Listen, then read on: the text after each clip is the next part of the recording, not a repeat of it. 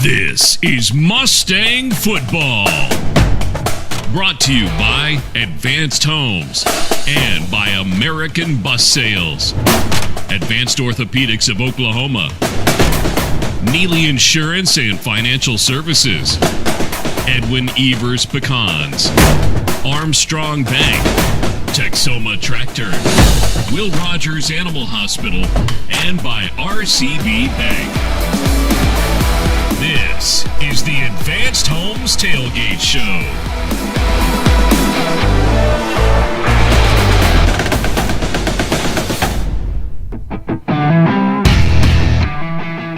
In 2008, America was in the throes of a deep recession. U.S. housing bubble and mortgage crisis led to a global financial meltdown. Major investment bank Lehman Brothers filed for bankruptcy, triggering panic in global markets and a record-breaking single-day drop in the Dow Jones Industrial. U.S. government intervened with billions of dollars of loans and other government bailouts to ease the financial crisis in the U.S. The Summer Olympic Games were hosted in Beijing, where American swimmer Michael Phelps won a record 8 gold medals. New York Giants famously defeated the New England Patriots in a major upset in Super Bowl 42. And the vast majority of these students who carry the title as senior were either born or less than a year old. They came of age with smartphones, moving beyond the early social media platforms where you actually had to be sitting at your computer. This class saw the public emergence of powerful AI tools in the 2020s with systems like ChatGPT changing how they do schoolwork and create content. When the pandemic began in early 2020, most of these students were in 7th grade. Subsequent lockdowns, school closures, and pivot to remote learning deeply altered their educational and social development. Then they grew up with infectious music trends like Oppan Gangnam Style in 2012 and Harlem Shake a year later, which inspired dance crazes around the world. Many of them called out friends and participated in viral challenges like the Ice Bucket Challenge of 2014. Minecraft was an essential part of childhood. The sandbox game, which released in 2011, became a global phenomenon and remains a highly popular game today. Angry Birds, Fruit Ninja, and Candy Crush Saga cost them hours of their life as well. Then, there was the Nintendo Wii. And if you had a PS3, you were neighborhood royalty. Tonight, they will experience the welcome of the lights of this home stadium one last time. The Bulldogs of Skiatook have surpassed many's expectation this season, with a lot still to play for. The Mustangs need a win tonight to keep their playoff hopes alive. And we do it for the seniors, for the class of 2026. It's the Mustangs and the Bulldogs, and anything can happen. Let's get ready to rumble. Well, welcome to Mustang Stadium. on senior night. And guys, you're going to have to hold me on this because I think several times tonight I'm going to say Friday Night Lights. It's going to be a fun night, though. This is my third Thursday night game of the season, and like I've got a note to myself. Right, we put it on the wall here. Thursday Night Lights, and we are so glad that you're joining us here. And man, we're really excited about tonight because I'll be honest with you, roster size, matchup, talent, with as much on the line, this is it. Like this is the game that literally really matters. Mustangs are currently tied for 4th in District 4A3 with the Bulldogs. Yeah. So whoever wins tonight really is going to leave yourself a chance to make it to that 4th playoff spot. We're going to talk about all that tonight. I've done all the research and tried to do all the math, and it gets swirly really quick. First, I want to bring Seth Jackson in. Seth, how old were you in 2008 when these kids were born? I was 8 years old. You were 8 years old? All right, it is senior night. Most of these kids, I think, were born late 2007, 2008, and kind of a special class. Excited about them because here in just a little bit, we're going to recognize our high school senior football players, cheerleaders, trainers, band kids, cross country gets involved in this, and we've got a couple of our camera guys that we're going to recognize them as well. So we've got a lot to do. The rest of our Mustang crew is Grayson Atkins, Mac Pendleton, Jackson Seago, and Charlie Moa, and they are our camera guys for tonight, and appreciate them. A couple of them we've kind of lost in the meantime because they're down there with Mom getting all prettied up and getting ready to do this. And man, I'm just fired up and excited about today. It's going to be a fantastic and weather. So we normally would be playing Friday night. This game was scheduled for Friday night, but there's a chance of rain. Like, I think everybody in Northeast Oklahoma said, hey, let's play on Thursday just to keep it safe, give everybody a fair chance, and so that's kind of what we're dealing with tonight. Yeah, for sure. Yeah, and all of our conference, or our district, is all playing tonight, so some big games tonight. All right, going to take a quick timeout. When we come back, we will have our conversation with head coach Sam Noble. We'll be back with the Advanced Home Tailgate Show right after this. Jason, let's go see your room.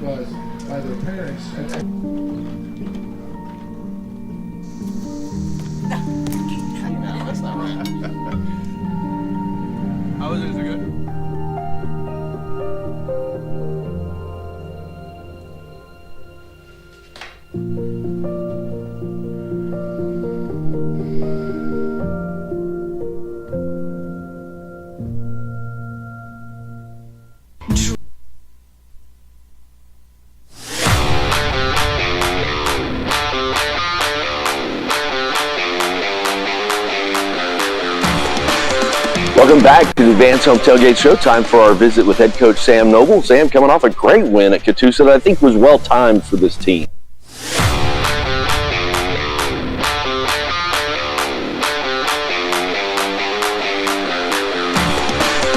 Welcome back to the Advanced Home Tailgate Show. Time for our visit with head coach Sam Noble. Sam coming off a great win at Catoosa that I think was well timed for this team. Yeah, for sure. You come off a couple of games with Fort Gibson and Cushing. It's kind of good to have a game like that and to come out the way we did. Offensively, really kind of setting the tone what we wanted to do. Aiden Gaines had a huge day for us. 252 yards receiving, 3 touchdowns, 6 total. He had 2 rushing and also a punt return. So he set a school record of most yards in the game with his receiving yardage. So. He is also Tulsa World Staff Choice Player of the Week, so it's a great honor for him, for a kid who worked so hard. But it was great for our team to come out and compete the way they did. Well, and to have that many passing yards, I know that we've kind of tried to slow the game down, simplify it, but Brock threw for a lot of yards. Yeah, Brock was 13 for 17 for 341 yards, so he really competed well. Still has a couple of mistakes here or there, but so does everybody. The steps he's taking is in the right direction for us for the future. So, it was great. We got a lot of young guys, a lot of playing time. They pretty much played the entire fourth quarter. Game probably, looked a lot closer than what it actually was. But, it's great for our future to get all those freshmen a bunch of playing time. Well, and our offensive line has really been by committee. So many guys moving around. And I feel like those guys have really just played hard. They have. They've definitely played tough. It's always good to have an offensive line that's played consecutive games together because you build that chemistry. And for us not being able to do that just due to injuries, been pretty proud of how they've played the last 2 weeks together. All right, so it's senior night tonight. We're recognizing a graduating class, and you've been here their entirety career of their high school. First, their offensive coordinator, and then now as their head coach for the last couple of seasons. It's been a tough group of kids. It really has. They've done a good job. I've been proud of them. Coming in as a first-year offensive coordinator when they were freshmen until now, it's been awesome to see them grow. Some of them doesn't seem right that they're graduating, at the end of this year. But, I've been super proud of the way they've competed throughout the 4 years, and they've grown and they've molded themselves into some pretty good players. All right, what's Skiatook going to try to do to us tonight? Skiatook's got a bigger offensive line than what they've had in the past. They're going to try to run the ball on you, run it back, run really hard. Then they're going to try to play action you, get your eyes lost in the backfield, take some deep shots as a tight end down the middle of the field. Really, I feel like if our secondary can play as solid as they did last week, and really in the Cushing game, I thought our secondary really kind of gelled pretty well. We got beat up some small little stuff, but for the most part in these last 2 games, I feel like our secondary's played pretty solid. We can create some havoc in the box. Don't let them run the ball and make them throw with an experienced secondary that we have. I think we put ourselves in a really good position. But it's going to take all of our guys doing their 1% and their 111th, and hopefully we come out on top. All right, good luck tonight, Coach. Go get this one. It's senior night. We'll be back with more of the Advanced Home Tailgate Show right after this. Dreaming of building your perfect home? At Advanced Homes, we're here to make that dream a reality. Whether you're looking for traditional building or want more control with Cost Plus Building, Brian and his team have you covered. Cost Plus Building puts you in control, so you can better manage the cost of your new home. Advanced Homes specializes in building on private property and is always available to answer your questions. Founded on a family tradition of excellence in construction, real estate, and land development, Advanced Homes is committed to quality workmanship, value, and Christian values. At Advanced Homes, we embrace your individual style, working to design a home that fits you and your family. With over 25 years of experience, Brian has an exceptional ability to take your ideas and turn them into blueprints that bring your dream home to life. Call Advanced Homes today at 918-855-6597. Or visit us on Facebook and at advancedhbi.com. We don't just build houses. We help you build the home you've always dreamed of.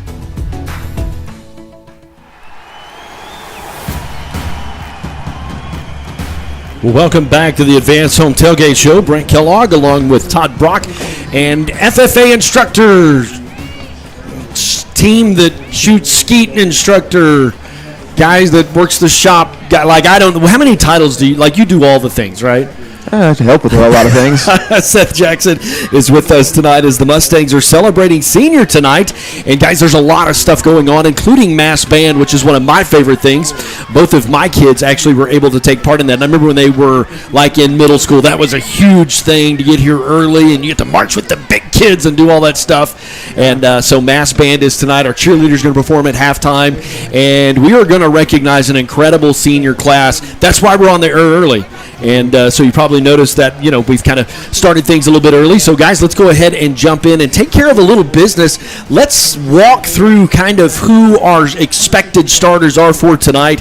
I've talked with Sam Noble even just last night, and there you can see the offensive line: Cade Schick, Lane Oliver, Dylan Franklin at center, Terry Daughtry, and Spencer Harold. And I want to brag on this group because I really feel like they have overachieved. And I give J.D. Walton a ton of credit, who is a very experienced, spent time in the NFL that's coached these guys. This is not the crew we started with a name or two exception. They have played really, really, really well. They really have, and they've just been really holding up well. We haven't had a lot of running plays because we've been so far behind, in so many of the games. Boy, they've really played well this year. Let's take a second and talk about who our receivers are, and there's just some dudes. There's just some dudes. We set a school record last Friday night, which we'll talk about several times. Mr. Aiden Gaines in yards receiving.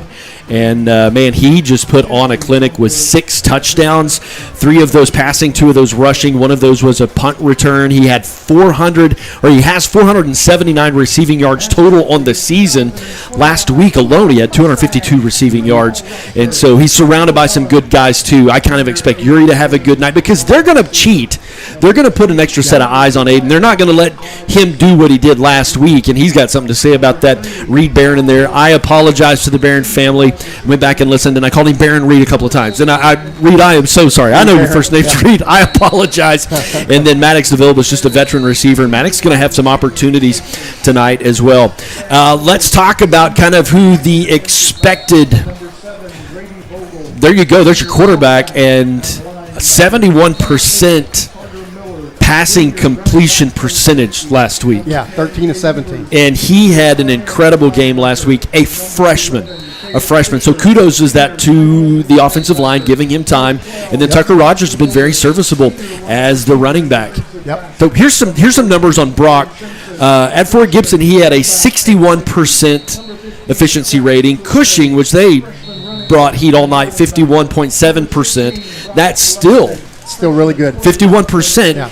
Katusa, he had a 76.47 percentage of complete. That's fantastic with 341 yards and 5 touchdowns.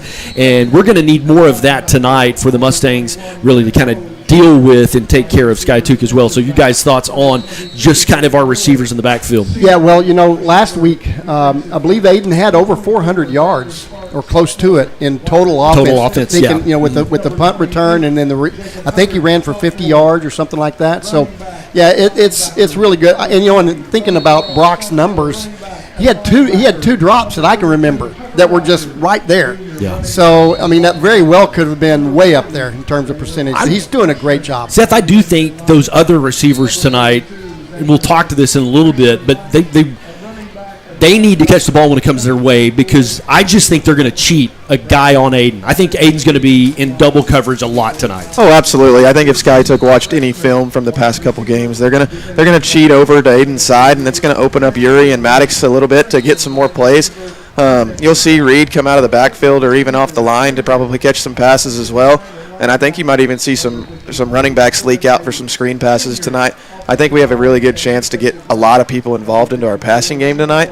And then Skiatook's defense is going to – eventually they're going to play man up, and then Aiden's going to get a big shot for a big play. All right, let's talk a little bit about who the expected starters are tonight on defense. And these guys, this shows a 3-down lineman. You're going to see a lot of different stuff tonight. And of course, you got a lot of film on an opponent at this point, and I think our defensive staff, they kind of saw some things that gave Skiatook trouble, but on the 3-down front, which is typically the Mustangs defense, you got Tucker Rogers, Jack, and then Jaden Copeland.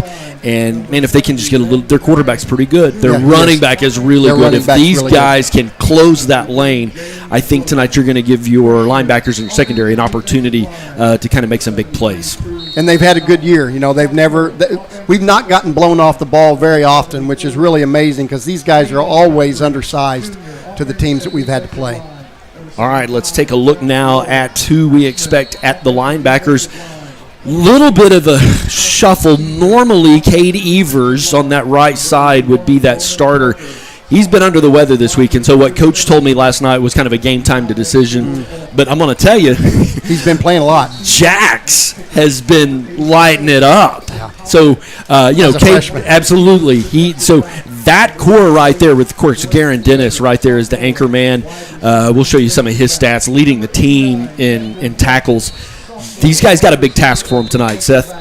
Yeah, I think you see Jax Littlepage have a good night tonight as a young kid, getting some really good snaps in. I think last week he had 3 sacks and an interception. I think you expect Garen to have a good night. Hunter Shondell have a good night. Caden Fisher, he's quick. He's going to probably drop back into coverage a little bit too tonight, probably is what I would venture to say. Especially out in the flat since he's on that edge. Mm-hmm. Caden's smart. Caden's a really smart player, and I think he's going to have the opportunity to kind of make a difference on some things. You can see on your screen there that the seniors and their parents are getting lined up here in just a little bit. We are going to recognize our seniors, but before we do that, we got one more group to talk about, and that is the guys in the secondary that I really think they are poised tonight to have a big night. Skiatook is going to want to throw the ball on us. This is a veteran crew, and, of course, Katusa is what it is, but each week they've gotten better. You see a new starter in that lineup, number 21, Ben Hogue. He's been playing a little more. He's healthy, and you see him in that lineup, Maddox DeVille, Carter Miller, and Uriah Hooks. Guys, there's some playmakers there, and I'd love to see an interception or let's get crazy, even a safety blitz to kind of create some disruption. But that's the Mustang secondary tonight that we anticipate to start. Yeah, our corners are going to have to be really, really on their toes because they do throw the ball quite a bit, pretty deep. Seth, your thought on these guys? I think the corners and secondary, I think they're a good group. I expect them to have a good night tonight. I don't venture to say we're going to play a lot of man tonight. They like to throw the ball. I think we'll play a little zone and maybe try to catch them throwing some short passes so maybe we can keep them at bay a little bit more. And I'm really excited to recognize and honor this group of seniors and their parents. What a fun bunch.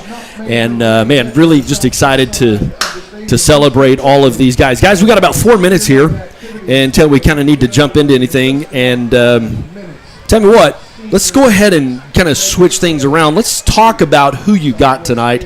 And Seth, I'm going to start with you. Who is your player tonight that you think the Mustangs will have a big night tonight? I think I'm going to go with a senior, number 4, Garen Dennis, 58 total tackles on the season, 35 of those solo.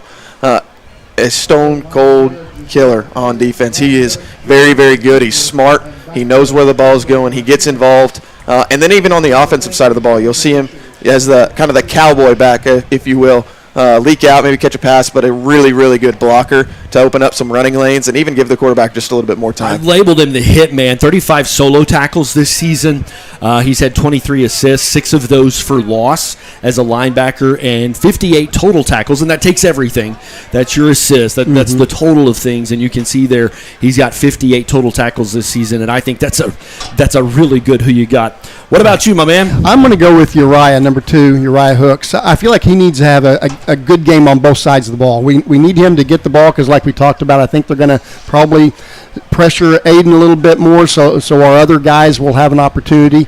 So on offense, I see him having a big game, and he's got great hands. You remember the interception that he had last week and ran it way back, and then we ended up having a block in the back. But I got Uriah. I think he's going to have to play big as a corner, but also out there at wide receiver. Well, you guys left me with the obvious choice. Go to Gaines is kind of the nickname I gave him. 168 yards rushing, but that's only on like the end arounds. Like he's not the they've run him a little bit in the Wildcat, but 479 yards receiving. 3 games to go. We would like to see that elevated. And of course, last week had a school record, 6 touchdowns last week. I think he is going to I think we're going to need him tonight to have a really big game. So, guys, final thoughts, and then we will kind of take a time out and then come back with our senior celebration. So, Seth, you.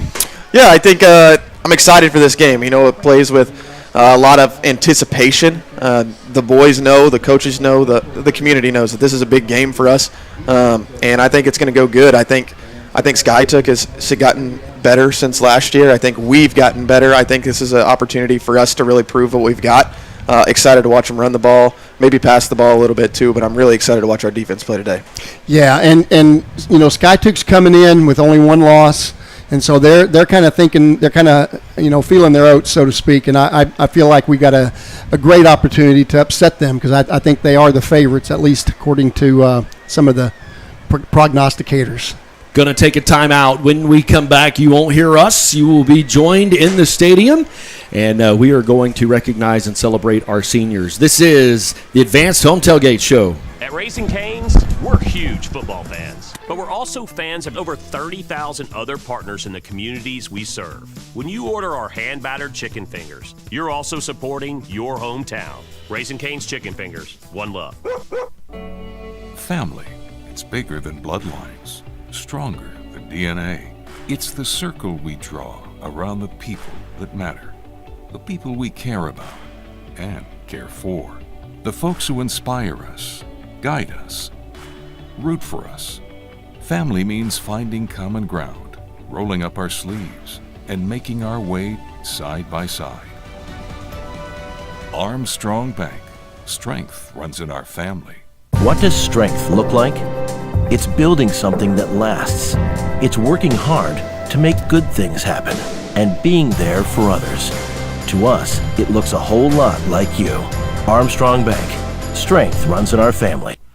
A water faucet with clean water, a reliable car on a busy day, a faithful dog, and reliable insurance. They're there when you need them. Coach Jason Brown and Chalkline Insurance is your local insurance agent. After 20 years in coaching, Jason is using that work ethic to take care of you and your family. Chalkline Insurance is locally owned by a name you know and backed by an agency with more than 30 years of experience. If you own it, we can insure it. For all your commercial, home, rental, auto, and recreational insurance needs, give Coach Brown a call at 918-789-3848. Chalkline Insurance, your local insurance agent in Oologah, where character creates connection.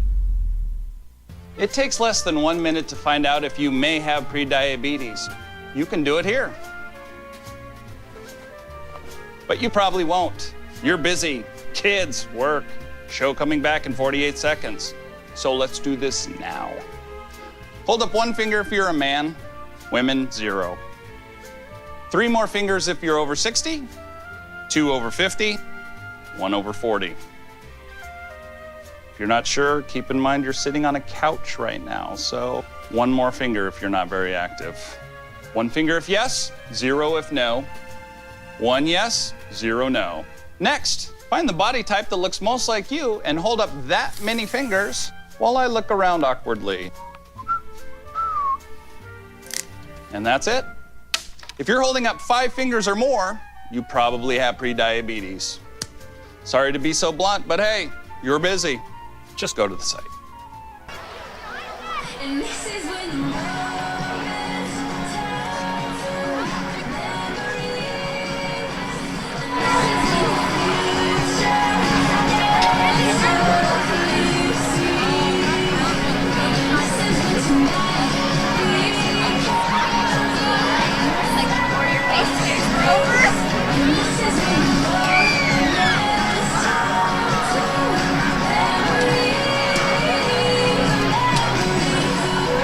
Ladies and gentlemen, welcome to this special celebration of Oologah High School Senior Night, a cherished tradition honoring an outstanding senior class who dedicated their time, talent, and passion to the legacy of the Mustang family. As the sun sets on their high school journey, our seniors take the spotlight one final time, showcasing the dedication and resilience that has defined their years of contribution. These young men and women have poured their hearts into every practice, embraced the challenges, exemplified teamwork and school spirit as true Mustangs.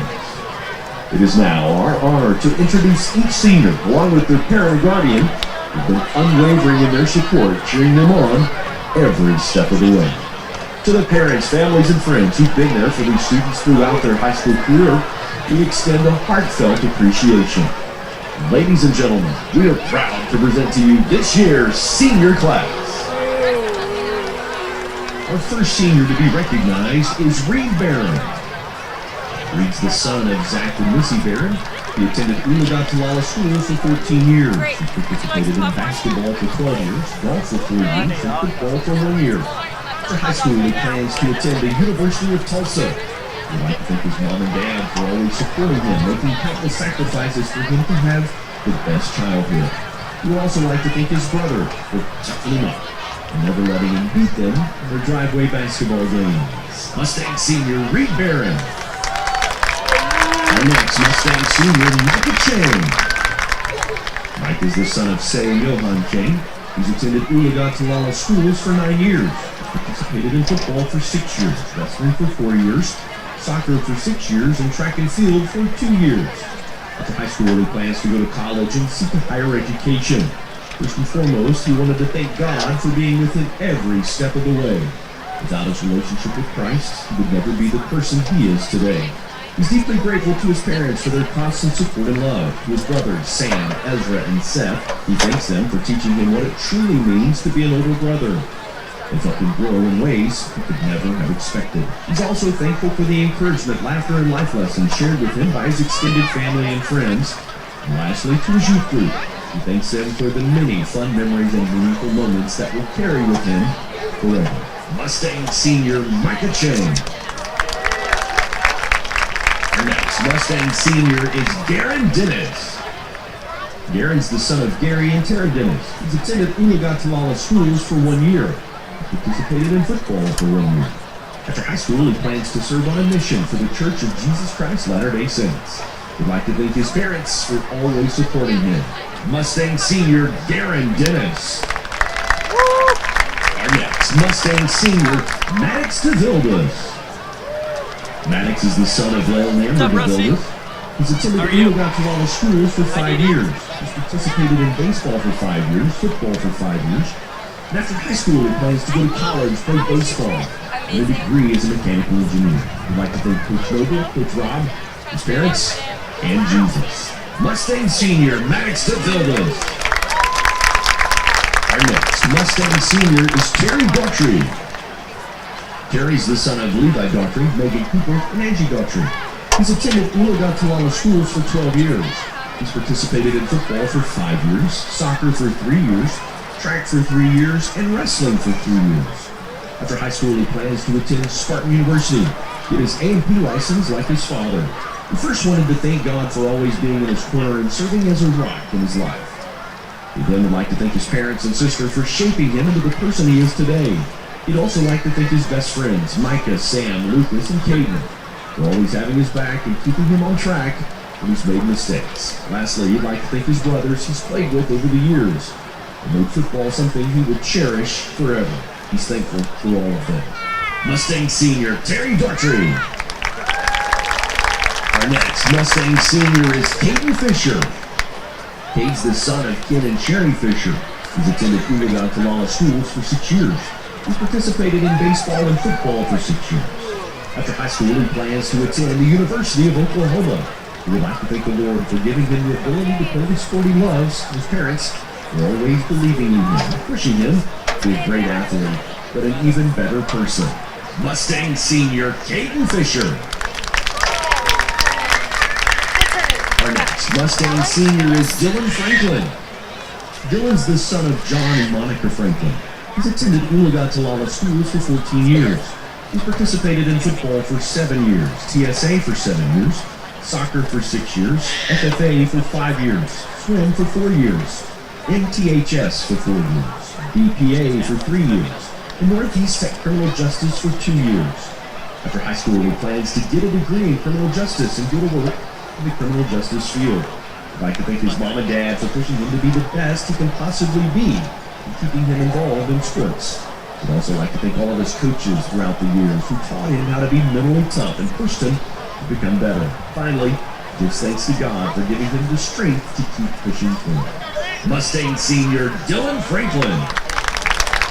Our next Mustang Senior is Corbin Hayes. Corbin's the son of Amanda Thomas. He's attended Oologah-Talala schools for 4 years. He's participated in FFA for 4 years, football for 4 years. He's been a part of the fishing team for 4 years. After high school, he plans to attend Murray State College for fishing. We'd like to thank his mom for always being there for him. We'd also like to thank his stepdad for turning him into the man he is today. Lastly, we'd like to thank his little sister Macy for always being there for him when he needed it the most. Mustang Senior, Corbin Hayes. Our next Mustang Senior is Sam Hogue. Sam is the son of Kevin and Shelley Hogue. He's attended Oologah-Talala schools for 9 years. He's participated in football for 6 years, track for 6 years, and soccer for 9 years. After high school, he plans to attend Colorado School of Mines and play football while he's there. Eventually, coach college football. We'd like to thank his siblings, Callie and Ben, his parents, and his friends, his girlfriend Riley, and God for helping him get to where he is today. Mustang Senior, Sam Hogue. Our next Mustang Senior is Uriah Hooks. Uriah is the son of Benjamin and Melissa Hooks. He's attended Oologah-Talala schools for 14 years. He's participated in football for 6 years, baseball for 6 years, FFA for 3 years, and basketball for 3 years. After high school, he plans to go into real estate and start to build a life for his future family. We would like to thank his family for always supporting his dreams and taking the time out of their life to come and support his life. There's no way he would be the person he is today without the help of his parents and siblings. He would also like to thank his coaches for always pushing him to be better in all aspects of life. Mustang Senior, Uriah Hooks. Our next Mustang Senior is Alex Lubbock. Alex, the son of Paul Lubbock and Maria Noble. He's attended Oologah-Talala for 8 years. He's participated in football for 6 years, baseball for 3 years, and wrestling for 2 years. After high school, he plans to continue his education at the University of Oklahoma. We'd like to thank his parents for always pushing him to do the best he can and shaping him into the young man that he is today. We'd like to thank his coaches for teaching all they could about the game of football. Lastly, we'd like to thank his teammates for always having his back and being his brothers on and off the field. Mustang Senior, Alex Lubbock. Our next Mustang Senior is Caden Malure. Caden's the son of Brendan and Kristen Malure. He's attended Oologah-Talala Public Schools for 10 years. After high school, he plans to attend Oklahoma State University for a degree in strength and fitness, then become a physical therapist. We'd like to thank his friends and family while also saying, happy birthday, Mom. Mustang Senior, Caden Malure. Our next Mustang Senior is Addison Byers. Addison's the daughter of Danny and Brandy Byers. She's attended Oologah-Talala schools for 9 years. She's participated in softball for 2 years, basketball for 2 years, athletic trainer for football and basketball for 4 years. She's been a member of the Oologah FFA chapter for 5 years. After high school, she plans to attend Tulsa Community College, majoring in surgical technology. She'd like to first say thank you to her parents for supporting her in everything she does. To her grandparents, she's grateful for always giving her the best advice and never telling her the word no. Bob, thank you for always being there for her, even if you don't always agree. She's thankful to her ag teachers for spending countless hours working with her and helping shape her into the person she is today. Last, but certainly not least, Coach Bailey will always be a light that shines in a dark room in her life. She's deeply grateful to each and every one of these people for their dedication to make her a better person. Mustang Senior, Addison Byers. Our next Mustang Senior is Brooklyn Antow. Brooklyn's the daughter of Barry and Crystal Antow. She's attended Oologah-Talala schools for 8 years. She's participated in cheer for 6 years, band for 6 years, Fellowship of Christian Athletes for 7 years, and FCA leadership for 2 years. National Honor Society for 3 years, Mustang 300 for 4 years. After high school, she'd like to study engineering and go into law school. She'd like to thank God, her family, her church family, and all her friends and mentors that God has placed in her life. Mustang Senior, Brooklyn Antow. Our next Mustang Senior is Johanna Bond. Johanna's host parents are Courtney and Courtney Roselle. She's attended Oologah-Talala schools for 1 year. She's participated in cheerleading for 1 year. After her time here in the United States, she would like to go to college and become a science teacher. She'd like to thank her parents, her host parents, her friends, and her coaches. Mustang Senior, Johanna Bond. Our next Mustang Senior is Micah Branson. Mike is the daughter of Robert and Amber Branson. She's attended Oologah-Talala schools for 14 years. She's participated in cheer for 12 years. After high school, she plans to attend the University of Central Oklahoma, major in forensic investigations and psychology. She'd like to thank her parents for always showing up for her and always giving her their best. She'd also like to thank God for each person that He has put in her life and for picking her up every time she falls down. Mustang Senior, Micah Branson. Our next Mustang Senior is Erica Kaufeld. Eric is the daughter of Roger and Nikki Eaton. She's attended Oologah-Talala schools for 12 years. She's participated in varsity cheer for 3 years and softball for 3 years. After high school, she plans to attend the University of Oklahoma to get a degree in radiation therapy with the goal of pursuing a career as a radiation therapist, providing care and support to patients undergoing cancer treatment. She'd like to start out by first thanking God for all He's done for her and the amazing people that He's placed in her life. She's grateful for the constant support from her friends and family. She's especially thankful for her sisters, who are truly her built-in best friends. Lastly, cheer has given her so many memories she'll never forget. She's thankful for her coaches and people who've been by her side through all of it. Mustang Senior, Erica Kaufeld. Our next Mustang Senior is Xander Bastinelli. Xander's the son of Roland and Melissa Bastinelli. He's attended Oologah-Talala schools for 8 years. He's participated in band for 7 years, jazz band for 5 years, and the academic team for 4 years. After high school, he plans to attend the University of Oklahoma to earn his degree in neurology. We'd like to thank his mom and dad who were with him through thick and thin and helped him through the toughest years of his life. He would also like to thank his aunts, uncles, and grandparents who were always there to offer support. Mustang senior Xander Bastinelli. Our next Mustang senior is Anna Haskins. Anna's the daughter of Ryan and Sandra Haskins. She's attended Oologah-Talala schools for 7 years. She's participated in band for 6 years, jazz band for 4 years, debate for 1 year, wrestling for 1 year, and track for 1 year. After high school, she plans to go through her advanced individual training for the National Guard and attend Oklahoma State University to pursue a degree in HR management.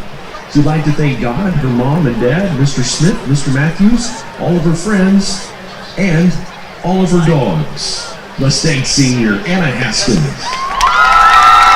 Our next Mustang senior is Ethan Cabala. Ethan's the son of David and Amanda Cabala. He's attended Oologah-Talala schools for 13 years. He's participated in band for 4 years, jazz band for 4 years. After high school, he plans to continue music in college at Missouri State University. His route degree in music education. We'd like to thank his parents for supporting him throughout his life. Mr. Smith for helping him grow as a musician and as a person. His friends who left him along the way to get where he's at. God for always being there for him, and the many teachers along the way who taught him the important skills that he would carry with him into the real world. Mustang senior Ethan Cabala. Our next Mustang senior is Gabriel Laura. Gabriel's the son of George and Heather Laura. He's attended Oologah-Talala schools for 12 years. He's participated in band for 7 years, soccer for 6 years, jazz band for 5 years. After high school, he plans to attend Oklahoma State University to study mechanical engineering. We'd like to thank Mr. Smith and Mr. Matthews for encouraging him, helping him do his best. He's grateful for his parents for always being there for him and everything they've done. And thanks to God for watching over him and his family. Mustang senior Gabriel Laura. Our next Mustang senior is Eli McElroy. Eli is the son of Brian and Kelly McElroy. He's attended Oologah-Talala schools for 5 years. He's participated in the Dark Cloud Jazz Band for 4 years, concert band for 5 years, the Stallion Battalion Marching Band for 4 years, and has been the Stallion Battalion Drum Major for 2 years. He's also completed over 150 hours of community service during his time at Oologah High School. After high school, he plans to attend Northeastern State University in Tahlequah to study music education. We would like to thank his parents for always supporting him and helping him through the hard times. His brothers for always having his back. He's grateful to his best friends, Ethan and Dave, for always being by his side and making his years at Oologah hilariously chaotic. He thanks his band directors, Dave Smith and John Matthews, for pushing him beyond his limits in music, and his church family for always supporting him. Lastly, we'd like to thank God for giving him everything he has today. From the bottom of his heart, he wants to thank everyone. Mustang senior Eli McElroy. Our next Mustang senior is Gabrielle Quimby. Gabrielle is the daughter of Morgan Quimby. She's attended Oologah-Talala schools for 14 years. She's participated in band for 3 years, jazz band for 2 years, track for 2 years, debate for 1 year, BPA for 2 years, academic team for 2 years, and she's been a member of the chess club for 1 year. After high school, she plans to study electronic engineering at Oklahoma State University. We'd like to thank her sister Morgan, raising her, shaping her into the person she is today, and her brother Gunnar for growing alongside her, both a sibling and a friend. She's also thankful for Avery Wright, Madison McElhaney, and all of her friends for the memories and years of friendship they've shared. Finally, she'd like to thank Mr. Matthews, Mr. Smith, and Miss Denslow for pushing her in music and debate, for helping her discover a passion for the arts. Mustang senior Gabrielle Quimby. Our next Mustang senior is Crimson Chain. Crimson's the son of Yu and Key Chain. He's attended Oologah-Talala schools for 13 years, participated in soccer for 2 years, and cross country for 2 years. After high school, he plans to attend Tulsa Community College and further his education at Oklahoma State University. We'd like to thank his soccer coach, cross-country coach, his mom for always supporting him, and his precious cross-country team. Mustang Senior, Crimson Chain. Our next Mustang Senior is Avery Kinney. Avery's the daughter of Thaddeus Kinney. She's attended Oologah-Talala schools for 13 years. She's participated in cross-country for 4 years, track for 6 years, FFA for 5 years, and she's currently the chapter president. NHS for 4 years, CrossFit for 2 years. After high school, she plans to continue her education at junior college with the livestock show team, later transfer to Oklahoma State University to pursue a degree in agriculture education and a minor in animal science. She would like to thank Coach Maddie for always believing in her and pushed her to reach her goals she never thought possible. She's also grateful to her FFA advisors, Miss Smith, Mr. Jackson, and Miss Morris, who stood by her side, continually pushing her towards success and helped her to discover what she wants for her future and have always supported her in everything she hopes to accomplish. She would like to thank them for their impact they've made on her life. Mustang Senior, Avery Kinney. Our next Mustang Senior is Lucas Livingston. Lucas is the son of Richard and Melissa Livingston. He's attended Oologah-Talala schools for 14 years. He's participated in soccer for 4 years, cross-country for 4 years, wrestling for 3 years, baseball for 2 years, football for a year, Northeast Tech for 2 years, and part of the Mustang broadcast crew for 1 year. After high school, he'd like to go to college, play soccer, while studying something in criminal justice field, eventually getting a job in law enforcement. I'd like to thank his mom and dad for always supporting him in everything he does, not missing any of his sports activities, and always pushing him to be the best version of himself that he can be. Mustang Senior, Lucas Livingston. And next, Mustang Senior is Isaac Munson. Isaac's the son of Chad and Stephanie Munson. He's attended Oologah-Talala school for 14 years. He's participated in TSA for 7 years, soccer for 6 years, basketball for 3 years, track for 3 years, football for 3 years, Fellowship of Christian Athletes for 3 years, BPA for 1 year. After high school, his plans are wherever God takes him. He would like to thank the Lord, his parents, Coach Maddie, Coach Tackett, and Mr. Pruitt. Mustang Senior, Isaac Munson. Our next Mustang Senior is Maxon Pendleton. Maxon's the son of Matt and Devin Pendleton. He's attended Oologah-Talala schools for 14 years. He's participated in basketball for 12 years, tennis for 6 years, FCA for 4 years, FCA leadership for 1 year, and the Mustang broadcast crew for 1 year. After high school, he plans to attend Oklahoma State University for sports media, hopefully work for ESPN or a professional sports team. We'd like to thank his mom and dad for always being there. Also his friends through high school who've made this time very memorable. We'd also like to thank God, no matter what he's going through, he can open his Bible and pray for help. Mustang Senior, Maxon Pendleton. Our next Mustang Senior is Grayson Adkins. Grayson is the son of Skylar and Kendra Adkins. He's attended Oologah-Talala schools for 14 years. He's participated in basketball for 12 years, golf for 4 years, the Oologah student technician for 3 years, director of the Mustang broadcast team for 1 year, member of Harvard Church. After high school, he plans to attend Missouri Southern State University, pursue a degree in early childhood education, eventually earn a master's degree and become a psychologist. We'd like to thank his parents for their constant love and support, Sister Madeline and the rest of the family for always inspiring him, Rick Kellogg and Rick Fisher for the incredible job opportunities they've shaped him the person he is today, and God for guiding him every step of the way. Mustang Senior, Grayson Adkins. Mustang family, would you please join us as we celebrate this year's class of Mustang Seniors and their families.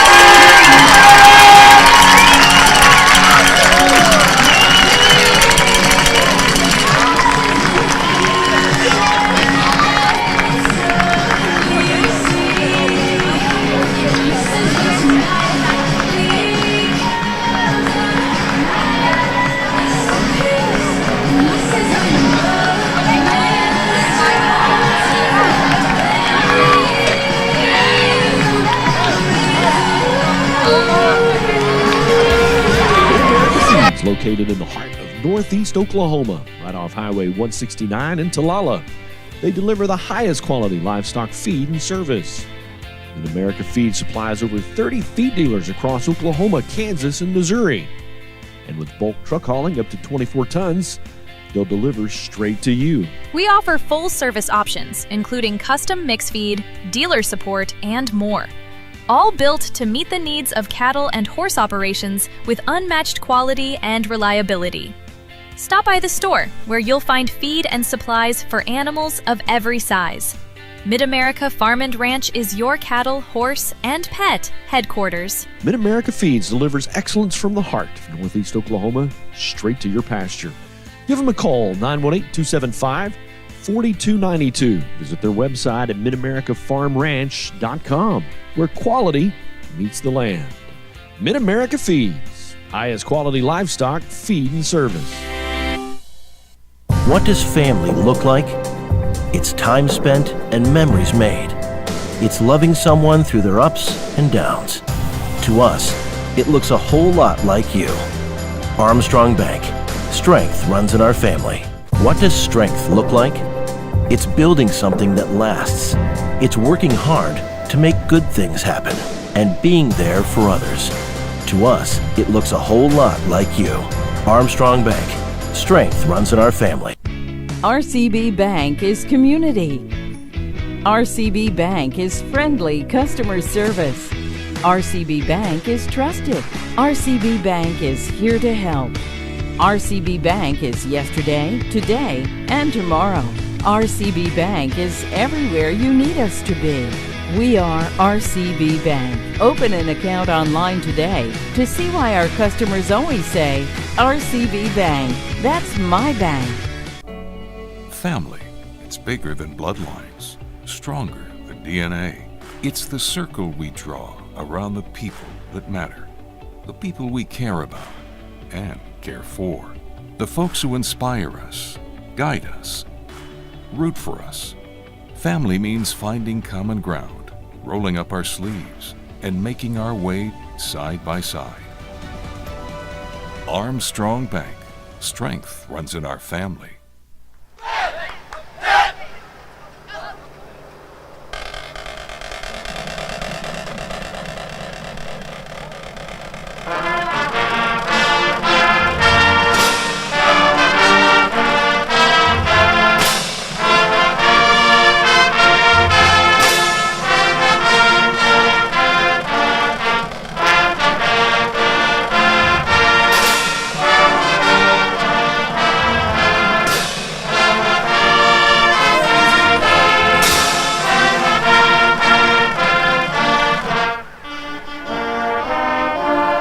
What does family look like?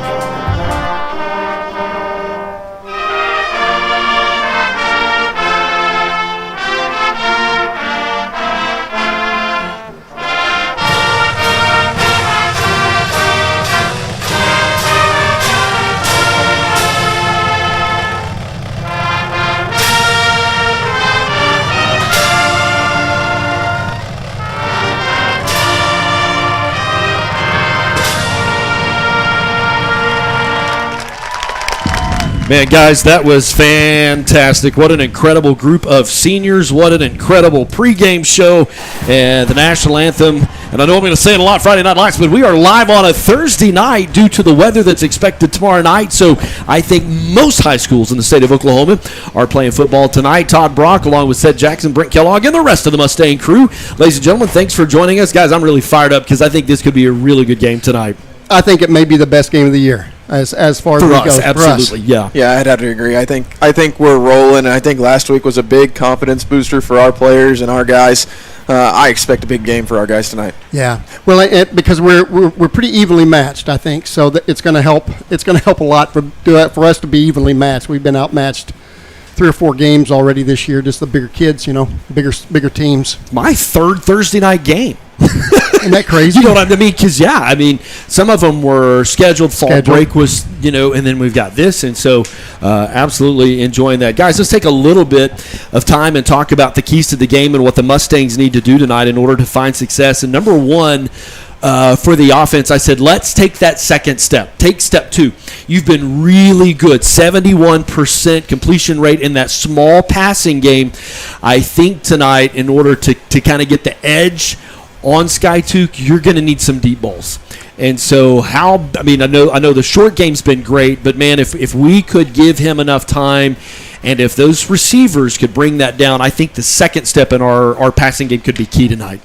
Yeah, I'd have to agree. I think it'd be good for us. I think getting to the second level and, maybe elevating from just screen passes and small out routes, I think if we can get the deep ball involved tonight, I think it could be good for us. Yeah, and that's going to require the offensive line to hold up, for sure. Let's talk about moving the chains. We talked about this a lot last weekend, if you joined us, how important it would be for the Mustangs to just sustain a drive. Really, we made a living on big plays last weekend. Catoosa actually had more yards than we did. Yeah, time of possession. Yeah. So I think the offense tonight's going to kind of have to settle in a little bit, and getting those first downs is really going to be key, which starts with a good first and second down play. You don't want to leave yourself third down and long. Okay, we won the toss.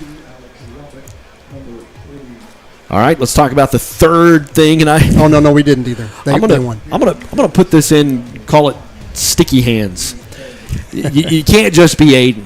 I mean, Aiden will have a big night tonight. Looking forward to him to having a big night tonight. But the other guys are going to have their chances. And I know I've already said this, but I think they're going to cheat. I think they're going to keep another set of eyes on Aiden Gaines tonight. So those other receivers, and you're going to see some two tight ends in the personnel. When the ball comes your way, guys, it's really, man, we're week 8. It's really important you bring that ball in. Well, yeah, and with them going with Aiden a little bit more, they play a 2 deep zone. So what they're going to do, if they cheat over a safety, that's going to open up the backside away from Aiden for those hot routes and for the over the middle routes, because they'll be open. The safety will be over the top. All right, let's talk about our defensive keys to the game, what the Mustangs need to do. And I think, first and foremost, trust that backside. And we talk a lot about that. Here come the Mustangs out on the field. We talk a lot about that secondary when we're going through the starting lineup. I think those guys tonight going to have some opportunities. Skiatook's going to want to throw it deep, and I really think that's going to be key. Agreed. I agree. All right. Next up on our keys to the game, got my crew back. Hey guys, congratulations on being seniors. That's fantastic. We talked about this last week. Tackle well. I feel like the tackling is improved. I feel like it is better. You want to slow the guy down. You want to bring him down if need to. But I think our defense, they've got a running back that's really, really good. Yeah. I think you're going to have to tackle well tonight. And a gang tackle again. We've got this kid is pretty good size. He's got a lot of moves, strong. So we're going to have to gang tackle him for sure. Last thought tonight, we need to minimize mistakes. We say that every week, but do not give them a free first down. Don't shoot yourself in the foot. Don't jump off sides. No horse collars. Right. No pass interference. Pass interference penalties sometimes come and go and vary, because sometimes it might be warranted. But just keep yourself smart. 2 weeks ago, we had 1 penalty for 5 yards. I really feel like the Mustangs are going to need some things to go their way tonight to have the edge, and we're going to need Skiatook to kind of shoot themselves in the foot. Seth, your thoughts? Yeah, absolutely. I think we played a pretty good, clean game last week too. Honestly, I think we were only 36 yards of in debt, I guess, to penalties. It wasn't that bad. Just minimizing those mistakes tonight is going to be key, I think, especially in a game that could end up being so close. Yes. Small things in big games. It's a big important game for us tonight, because we are tied, ladies and gentlemen. We are tied for 4th place in our district. That's huge. That's big. And because I think one of the teams in 4A3 has a chance to go all the way to the gold ball. These guys are big. There's some big games that are going on tonight. Grove is at Wagner. Like, if I'm making a pick 'em, I think Grove's going to win that game. Yeah, I would pick that as well. But is Wagner, and they have a history. You know what I'm saying? Next week is probably one of the most important games of this district, and that's Cushing at Fort Gibson, and to kind of see how this plays out. And Todd, I know you've kind of looked at the standings and so on and so forth of how the district lays out.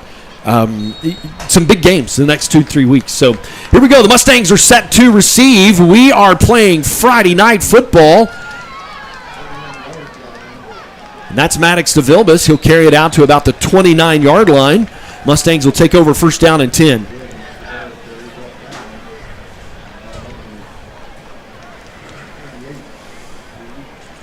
You want this first possession, guys, really, really, really to these scripted plays, I think, are so important. You want to get that first down. You want to be able to be great to get down into the red zone and get some points out of this. All right, so here we go, Mustangs. Oh, and that is not how you want to start this. Brock, my goodness, high snap. Got to get the jitters out. Mustangs now behind the chains, and staying on schedule will be really, really, really important for us. Yep, now we're behind the schedule, so we're going to have to make some stuff up here, right here. Gosh, you always hate that, but these kids are so amped up. We talked about that. They're so amped up. It's hard to keep. And Skiatook's line's pretty good size. They are pretty. They're pretty good size. So I can imagine the jitters at our offensive line. Man, just do what you're supposed to do. What'd Coach say? Just do your job. Just do your Looks job. like we have Caden Fisher in at the H-back tonight. Just kind of, I think, a quarterback keeper around the right side. Aiden carried the ball there. Gotcha. Okay, so he's in the Wildcat. Oh, and he's down, grabbing his leg. Oh, boy. That is not how you want to start the night.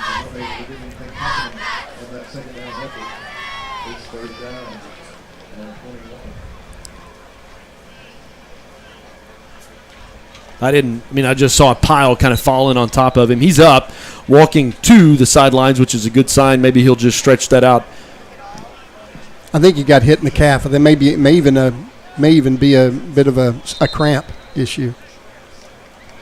So 3rd down and 21 coming up for this Mustang offense. Yeah, it's a cramp issue down there. 3rd down, though. We don't want to make a big mistake here.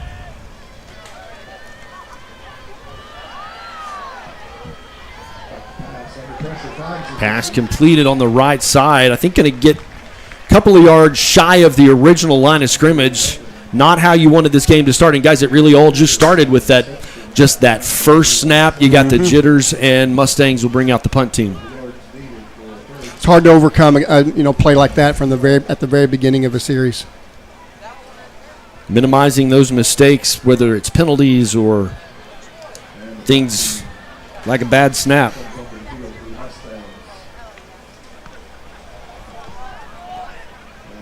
All right, going to take a Mustang bounce down to the 40, 38, 37. Keep rolling. Just a little bit of that. And Skiatook will have their opportunity to come out 1st down and 10. I want to thank our great sponsors like Advanced Homes for sponsoring our tailgate show. Been longtime supporters of the Mustang broadcast. Burns Propane, providing propane to the greater Oologah area.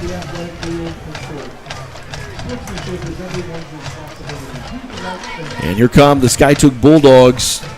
They have been a long-time foe of the Oologah Mustangs.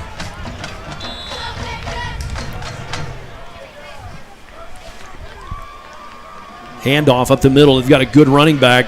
Tackle well. You got to slow him down so help can get there. He'll gain 6. Going to bring up 2nd down and 4.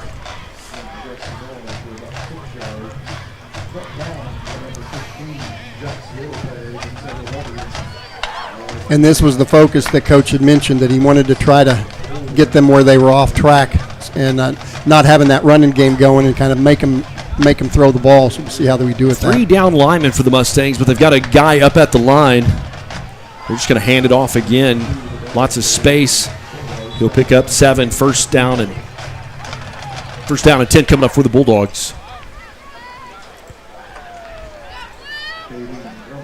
Caden Drummond, the ball carrier for the Bulldogs.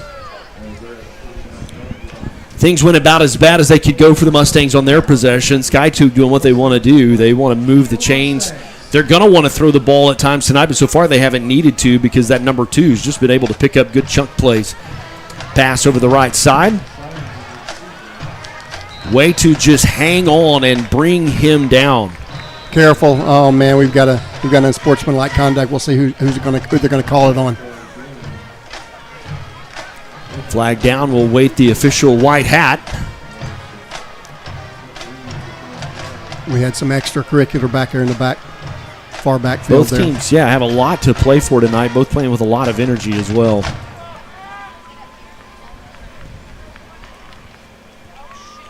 Waiting for the official's call. Oh, it's on them. He didn't signal what it was. He just said it's a personal foul. He usually gives a signal what the personal foul was. I didn't see anything. Did you, Seth? I didn't see anything.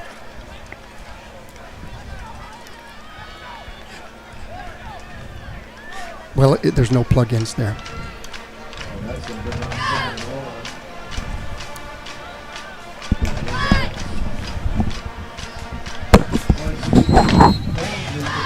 All right, they're behind the chains. Mustang defense here has an opportunity.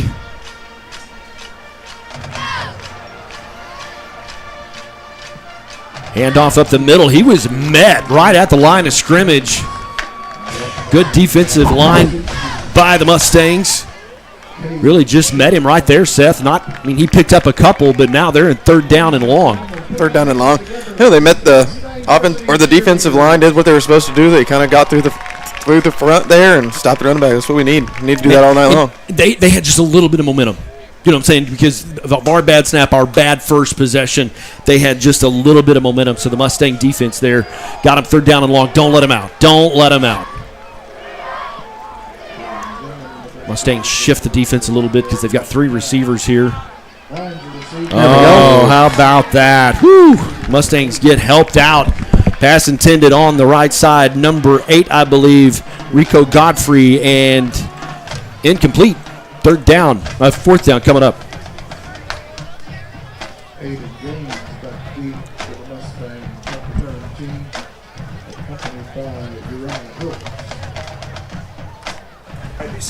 All right. I believe the Skiatook Bulldogs will punt it away.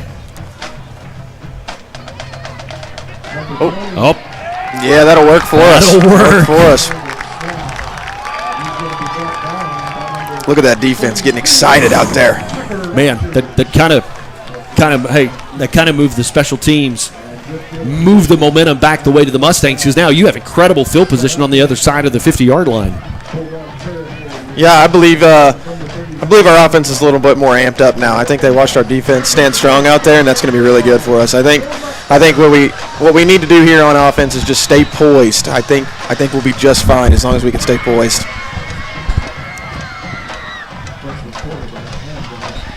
Tucker Rogers met hard in the backfield. Going to be but right back to the line again. Yeah, no gain on the play. Second down coming up. Mustangs the last couple of games have kind of made a living with a short passing game. They're going to say he lost a yard, so that'll bring up second down and 11. But you want to be balanced. You want to be able to run the ball as well tonight. Skiatook showing blitz. There we go. All they got to do is that helps. Cross that line. That helps. Get you out. Now get you back in second down, 6 situation. Now they gave us a yard because we were on the 40. Okay. The head linesman over there is going, hey, wait a minute. 3 receivers in the set for the formation for the Mustangs. Handoff around the right side, and, man, he was just hit in the backfield. Man, we got to block that backside. We'll be back down to where we were. Yeah. I believe Tucker Rogers the ball carrier again.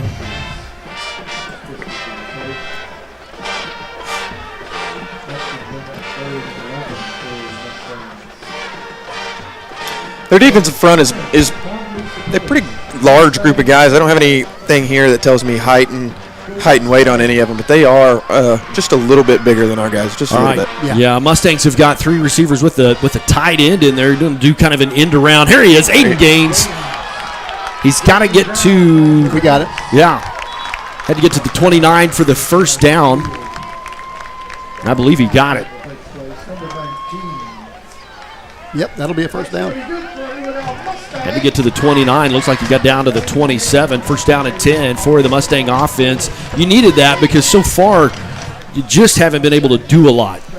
Running game hasn't been there.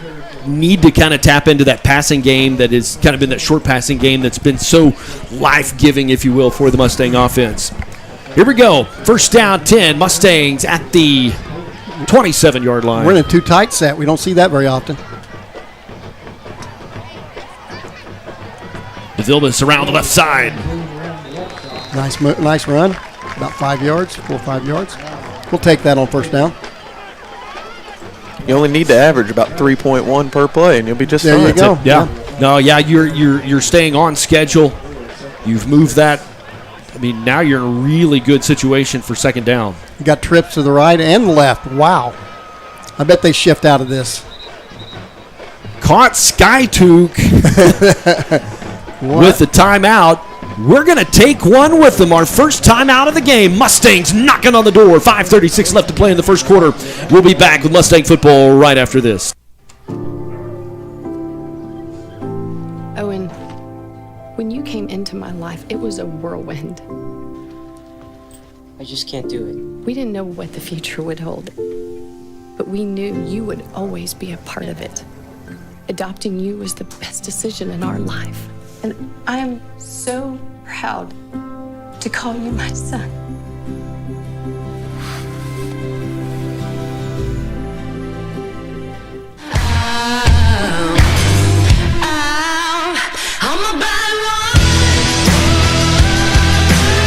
Welcome back to Mustang Stadium. 5:36 left to play in the first quarter. Mustangs opening up the playbook, and I like it a lot. Yeah, and we were talking at the break, wondering if they were going to, in that kind of set, were they going to shift some guys? But we're not going to find out now. He's going to hold that, put that back in his back pocket. Skiatook did not know what to do with No, they did not. And so you caused them to burn a timeout. Yep. That strategy, playing chess here. Yep. All right, 3 receivers in the set. Aiden Gaines in motion, going to kind of screen out to the right side. Pass. Thought maybe Aiden was going to try to pass the ball. Big stiff arm. Staying on his feet, knocked out of bounds. Not quite to the first down. Looks like he's going to be about a yard shy. Oh, I think we got face mask. Yep. So that'll be a half the distance. First down. Flag down on the field. That'll help the Mustangs. And guys, again, this Mustang team, the last 2 or 3 weeks, they've had penalties, but they really have kind of cleaned that up. And I think Coach just wants them to stay focused, and that helps you. The situation right here, this helps you. All right.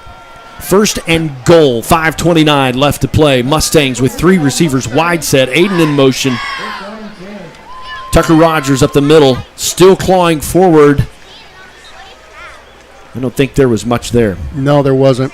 That's one of those, what we used to call the cross buck, where you go one direction and the ball goes the other and pull somebody. In this case, they pulled the H back, and he got kind of stuffed in the hole. All right, we got 54. All right, here it is. Here again, it's that kind of that widespread formation. So they could do a quick screen on either side. Gonna have to be quick though. Aiden is quarterback. He's just going to keep it, pitch it back. Well, it's creative.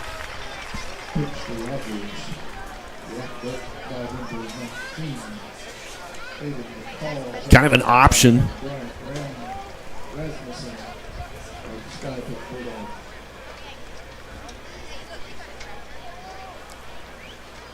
All right, 3rd down and goal. I think you're well within field goal range for the Mustangs, so you would love to get 7 on the board. I'd like to see Reed. Yep. Just call him. Barron around the left Good side. block by Aiden Gaines over there. Reed Barron in for the score. Yes, you called it, Seth. That was a great block by Aiden over there. I was hoping he'd keep those arms in because they like to look for those arms that are on the outside of the shoulders. He The kept them Mustangs on top, strike early. You wanted to do that. Good. I love it. You know what? And that play that we ran just a minute ago that we talked about being like a cross buck where the H-back, it was the same kind of motion, but instead of going into the hole, he leaked out into the flat, and great play. Ball down, kick on the way. Gentlemen, it is good, and we are on top 7-0. And Todd, you really needed that. The Mustangs needed to score early. Their roster's a little bit bigger than ours, so that's going to come. You want to get as many points as you can early in the first, early in the third. Right, because we do play a lot of guys two ways. So it's during the fourth quarter, who's going to be more tired, right? Our guys are in great shape, though. That's something the coach really takes a lot of pride in. They're really well conditioned. I want to go back to this as a freshman quarterback, and he did not spend the spring. He did not spend the summer. I mean, he was taking throws, but like third on the depth chart. Yeah, he's a freshman coming in. He's a freshman, and the last couple of games, like what's been so impressive about Brock has been his passing efficiency, and I know we've schemed for that. I know they've simplified his reads, but man, 76% completion. Yeah. Well, in that pass just now, it may look really simple, but he's going against this. He's kind of going against the grain, and he has to hit him out in the flat with the guy going away from you. It's a hard pass. Well, 4 weeks ago, those had too much juice on them. Right. 4 weeks ago, just the nerves kind of were through that. So I believe there's a penalty. Yeah, that's a 15-yard penalty. So I didn't see the call, but it had to be a personal foul. Man, you got an opportunity to put this in the end zone, and I would do everything you can just so their special teams doesn't have an opportunity. There's so much vulnerability when guys are spread out all over the field. And remember, all you have to do is just touch it. There we go. All right, we'll take it.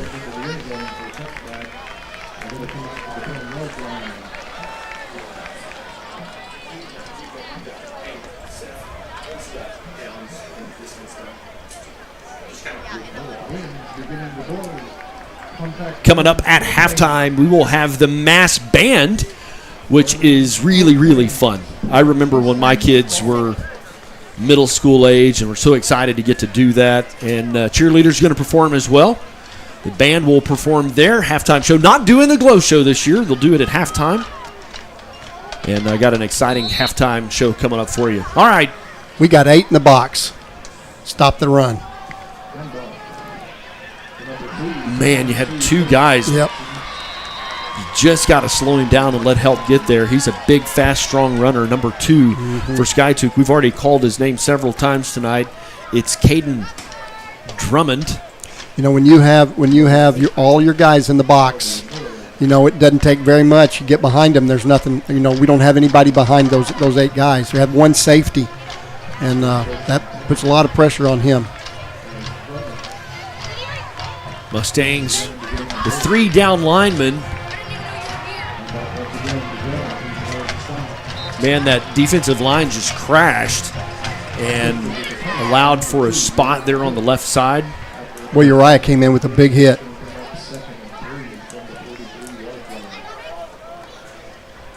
Part of our halftime show, a couple of our camera guys, Maxon and Lucas, are going to host the halftime show.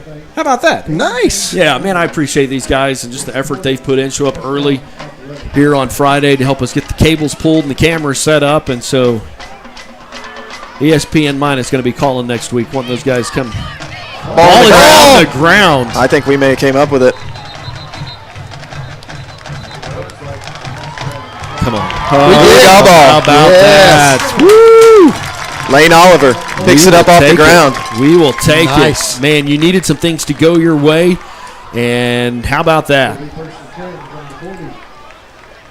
That's a huge momentum shifter for us. Huge. Yep. Absolutely. Boy, guys, you're in good field position, too. Man, if you could march down and add to this 7-point lead, and you're the ones that have been able to jump out on top and overcome a first drive that went 3 and out. That really went backwards. Yeah. All right, Mustangs got 3 receivers in the set and a tight end. Brock's going to option that out to the right to Tucker Rogers. I love that, man. Tucker just plowed his guy and kept his legs churning, going to pick up a couple of yards. To get outside, that we don't quite have that really big speed, to get outside. So it's almost like you have to start further outside. Almost that's why those pitches and the quick passes work so well for us. That's going to go down in the stat book as a 2-yard run, but he ran 12, 14 just to get there. Yeah. Yep. and ran hard. I mean, when he hit that defender, that went the Mustangs' way. And off to Tucker. Up the left side. Maybe going to pick up a yard. You know, Tucker's not necessarily a fast back, but he kind of reminds me of a Le'Veon Bell type. Kind of sits back, watches the hole open before he makes that jump for it. And then he falls forward. Yep. Patient. It kind of keeps the legs moving. Patient, because if your line can create that space, man, just that little bit of delay can give your line the opportunity to make things happen. All right, they're down 7 coming up for the Mustang offense. You want to get this first down. How about that? Pitch and catch around the right side. Go-to gains. That's a first down. Set a school record last Friday night. Already off to a great start on this Thursday night.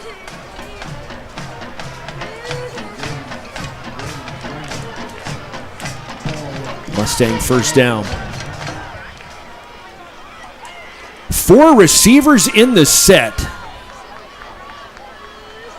Skiatook showing blitz. Brock's, he's got 12 seconds. You want to check with Coach Noble, say, what are we going to do with that? You got Carter Miller in there, running back. Quick pitch out to the right side. Knocked move by Reed. Forward. Reed Barron. I think he's going to pick up 3 maybe? Maybe just 2. Yeah, it looks like just about 2. Got to the 25. But again, that's not backwards, which is that's right. That's half the battle right there. We're keeping them off track. You know, we're going in the middle. We're throwing outside. We're pitching quick. Keeping them off track. That's really good. 4 receivers in the set for the Mustangs. Will flare pass? Ooh, good move. Get him a couple more. And does he go out of bounds? No, they keep the clock rolling. That's Carter Miller, wasn't it? Yeah. Yep. I think that young man is going to have a big senior year. You're coming up to the end of the first quarter, so it's okay. You're just going to flop into the field. The wind is not much of a factor tonight. So they're going to let it go to the quarter. We're going to take a timeout. We'll be back with the second quarter right after this Mustang football. Hey guys, it's me, Isabella Gomez, filling in for Smokey Bear because he's got more to say than just... Only you can prevent wildfires. Like, if you're outside enjoying a barbecue, don't let a hamburger distract you from fire safety. Make sure you aren't dumping your hot coals or ashes onto the ground because that could start a wildfire. So take wildfire prevention seriously and let's save the world one day at a time. Juntos con Smokey Bear, podemos hacerlo. Go to smokeybear.com to learn more about wildfire prevention.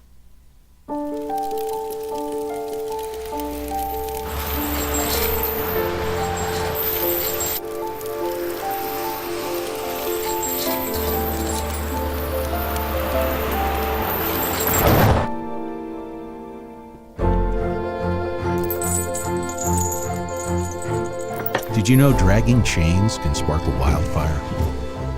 Only you can prevent wildfires.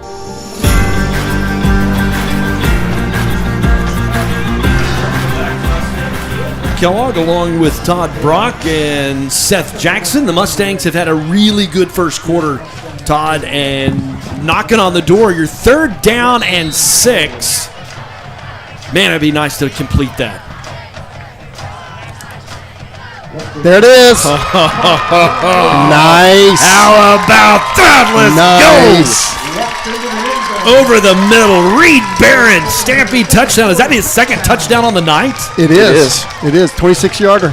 He was wide open, guys. Wide open.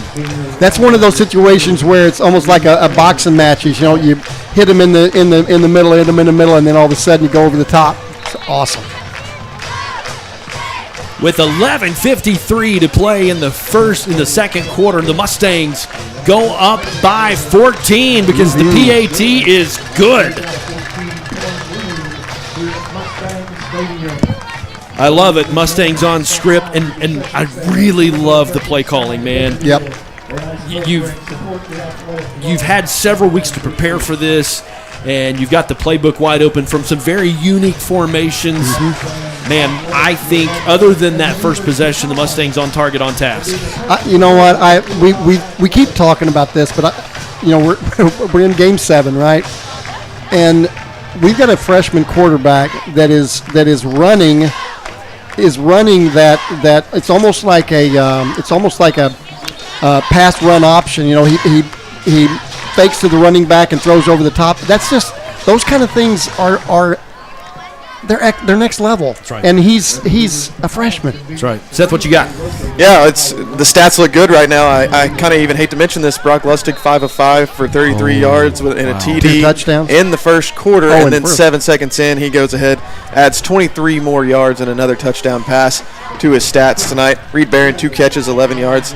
Now 3 catches for 34 yards and 2 touchdowns. Aiden Gaines, 11 rush yards and 11 receiving yards. Guys, we're right in the first quarter, we were 40 yards of total offense to their 43, but we just traded places. We had 7 yards of rushing in the first quarter. They had 33 yards of passing. They had 6 yards rushing, and we had 7 yards passing. So we just kind of flipped the script on each side there. The one thing that I feel like we've been able to do better, we've been able to execute a little bit more. We've minimized our mistakes. We're composed right now. That's it. We look good. That's it. I feel like they've just calmed down a little bit. We can play with these guys. Who had Uriah? When do you guys have Uri? You had Uriah? Yeah. Man, he just stuck that guy on the return. He's a big hitter. Oh, boy.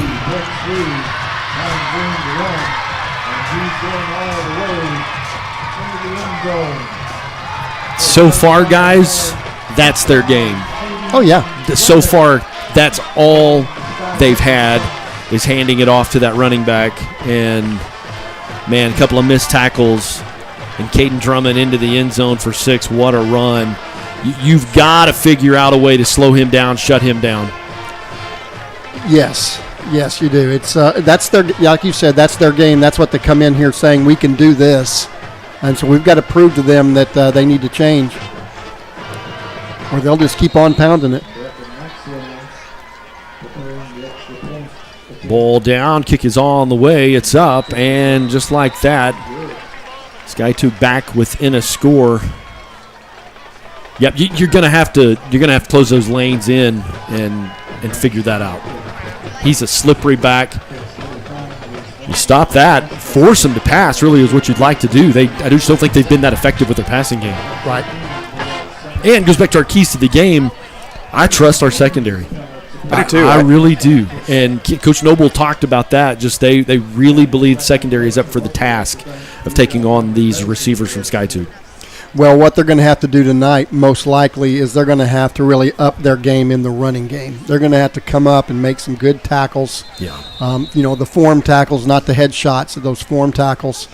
Because this kid isn't going to go down with just an arm tackle. He's just not going to. Man, and I know I say this a lot. I'm big on just slow him down. Let help get there. If somebody can just hit him high, slow him down, it's when you kind of hit him low, he's going to break out of that. He's a power back too, almost. Yeah. He will hit you in the mouth and keep running with some speed. Just like he did. Yeah. We got to contain that, and if that means we put 2 or 3 more in the box, we will. That was a good awareness by Fish to get that ball. Man, Mustangs will have good field position. He's slow to get up on that one. I mean, he caught the ball and then paid for it. That was a big hit. Can't lose him. Mustangs are already kind of thin. Whew. What a hit. Hoping he just got a little stinger right there.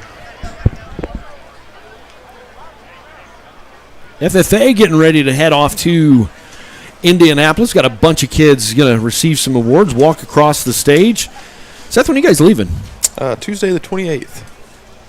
You won't be here for Halloween? I won't be here for Halloween. I was going to go knock on your door. Maybe we can convince the students to go to a haunted house this year. Okay. If they did that, we'd get our little taste of Halloween. Okay, I see what you're saying. We're not sure yet. Get back on the 1st of November. Super exciting week. We're really excited. Us ag teachers were talking. This is almost going to feel like a vacation for us. Yeah, it's been so busy from, about a month before school starts? Mm-hmm. Do we do our show before school starts? We do. We typically try to get it done before school starts, and that's kind of like your welcome back to Ag. We got to clean the barn up, you know. Right. And then there's a chain of shows for the students that show.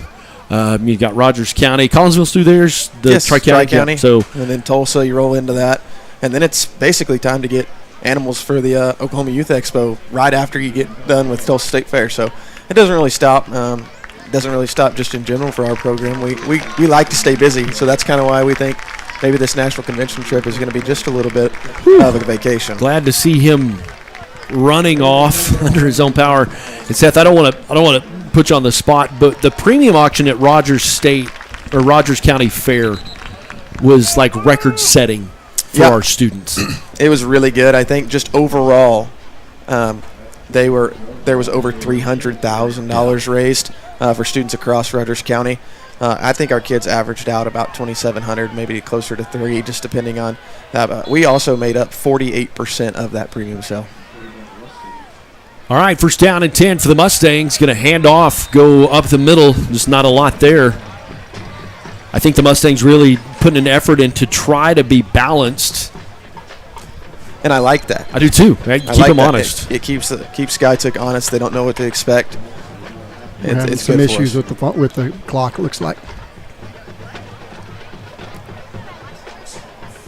There's an official timeout. Is that Lane down there? Yeah. We've had issues with our play clock the last couple of weeks. Oh, he's running the play clock down there. Okay. Because he has been up here doing that. Okay. And I think they were having some reception issues. So he went down there. The 1-2, well, they're both off. There we go. Now they're both on. So the way this will work, the back judge will give the signal. He'll put his hand up at 10, and then he'll go to half, and that way, for the quarterback knows where he's at. Quarterback, because he's the one directly in front of him. Oh, we got it going. Maybe it'll stay working. The game clock will start running again too. Yep. All right, second down and 10 for the Mustang offense.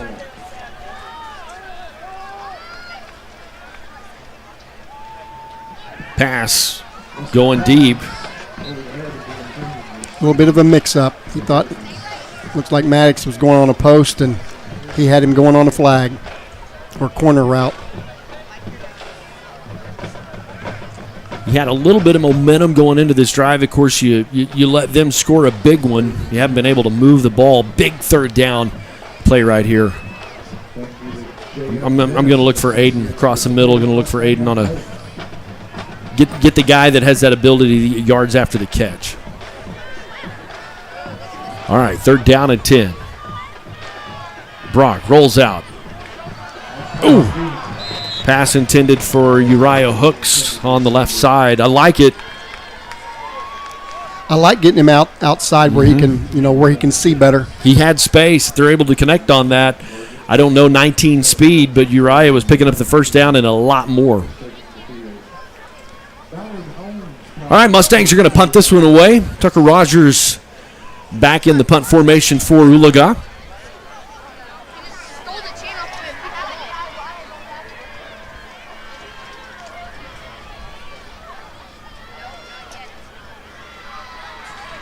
Play clock down to 5.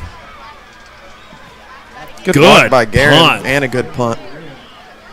He will fair catch that about the 27-yard line. So, man, kind of flip the field. First down and 10 coming up for the Bulldogs. Armstrong Bake working right along beside you more than 100 years. And Mid-America Feed, the highest quality livestock feeding service right here at home. You guys actually took a tour of Mid-America this week. Yeah, it was Miss Smith's class. They went out there to the mill and toured that. They were talking about livestock nutrition in her animal science class, so she took them out to the mill and let them see what it was like to make feed. Blake Leonard, I believe, into the lineup for the Mustangs. Sophomore. Mustangs have some injuries, some other players not available, and so next man up.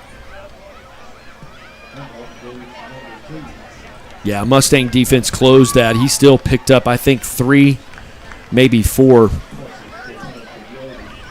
And that's just the size of their line, just kind of moving, if you will, that line of scrimmage. And you give that gain right there to their offensive line. They just moved it.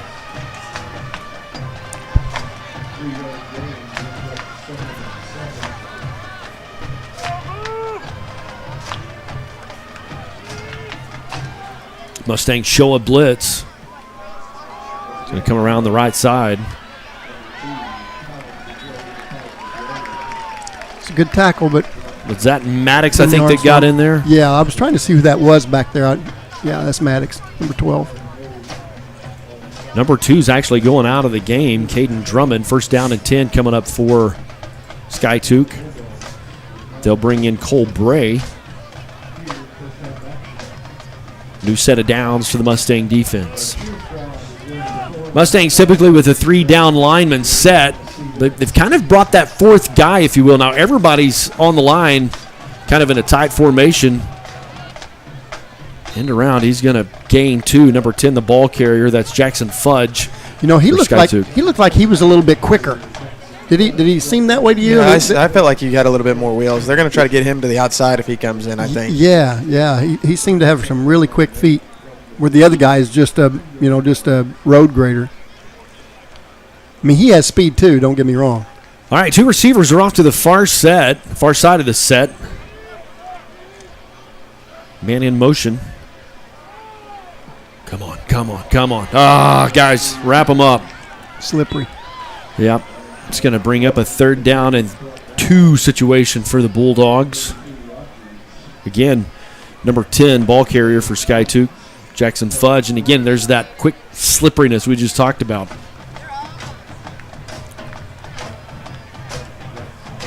They're really going to lean on their big linemen, aren't they? They Seems like that's what they're going to do all night. Just to kind of seal that edge.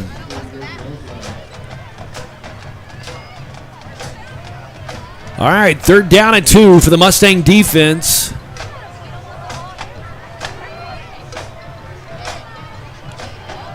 Mustang showing a blitz.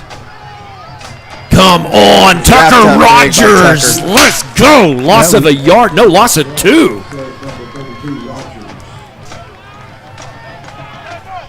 Fourth down. 4 coming up, I believe. I believe they're going to be going for it to bring the big back in. Bringing in Caden Drummond. I'm venture to say they're going to try to run this one right up the middle. Most teams that we've played against so far this year have had one side or the other of their line has been big, and the others have been kind of, just normal size. These guys all the way across the line are all about the same size. Got another timeout. They're going to take a timeout on the field, and you know what? We're going to take it with them. We'll be back with the next 7:42 of the first half. This is Mustang football. At Raising Cane's, we're huge football fans, but we're also fans of your local fundraisers and fun runs, small victories and big ideas. And yes, even the neighborhood animal shelter. I was getting to that. Plus over 30,000 other partners in the communities we serve. When you order our hand-battered chicken fingers, craveable cane sauce, and jugs of freshly made tea and lemonade to cheer on your home team, you're also supporting your hometown. Raising Cane's Chicken Fingers. One love. What does strength look like? It's building something that lasts. It's working hard to make good things happen and being there for others. To us, it looks a whole lot like you. Armstrong Bank. Strength runs in our family. Big 4th down coming up for the Mustang defense. Quarterback going to roll out. Pitch and catch. Pass complete. Left side, number 21, Mason Birch. And a big first down for the Bulldogs. One of their big tight ends coming across the middle there. Big target, too. Yes, he is. I sure wish they had put the sizes on. Some rosters do. Some barely give us names. I mean, we know that they fudge. Right. Yeah, a 5'9" turns 6'2" real fast, and they add about 15 pounds. Right. Well, when they get all the equipment on, that's probably true. That's probably true. Yeah. I've seen a guy in high heel cleats. Oh, he had to be set for a second. I guess they're saying he did. That was close. That's nice going to be picked off. Aiden Gaines with the interception. First down and 10 coming up for the Mustangs. What a big play. Have some dirty laundry on the field over there. Uh-oh. Yeah, we ran into the quarterback, but I think he was asking. Oh, Mustangs are going to decline that. So first down and 10. Is illegal man downfield. Yep.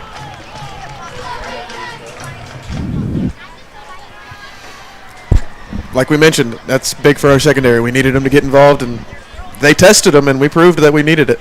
I was hoping for an interception tonight. You've got your first one with 6:57 left to play in the half. And the Mustang offense here, Skiatook just kind of keeps giving us gifts. We need to send them a couple of thank you cards. Well, if we win the game, we can do that.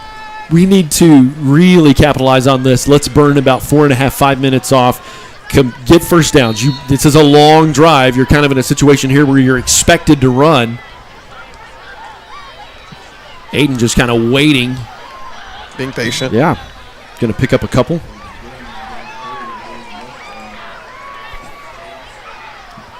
I believe they say gain of 2. Second down and 8 forthcoming for the Mustang offense. Need a little window up here. We could have got one of them T-shirts. I know.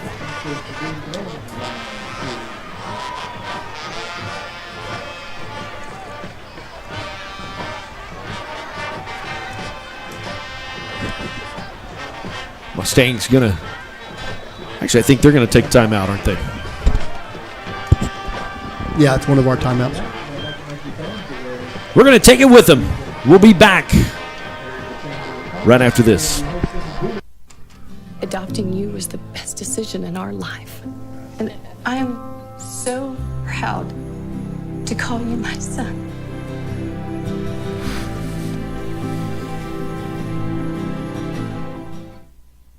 It takes less than 1 minute to find out if you may have prediabetes. You can do it here. But I get it, you're busy, and busy people can't have prediabetes. I read that wrong. They can, okay? Just go to the site.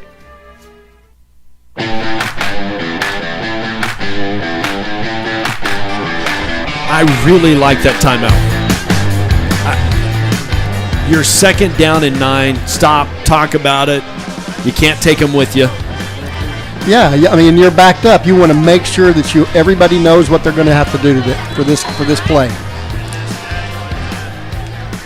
All right, 3 receivers in the set. Mustangs, Brock rolling right. Aiden Gaines. He's going to pick up about 4, I believe. Third down and manageable. Yeah, that's a nice play. Again, getting him in the. He seems to be much more comfortable when he's on the move. Yeah. In terms of throwing the ball. I think middle school football wrapped up all their games this week. Got some 8th graders that will add to this roster next year. Some that have some size. Brock's got 8 seconds. He looked to the sideline.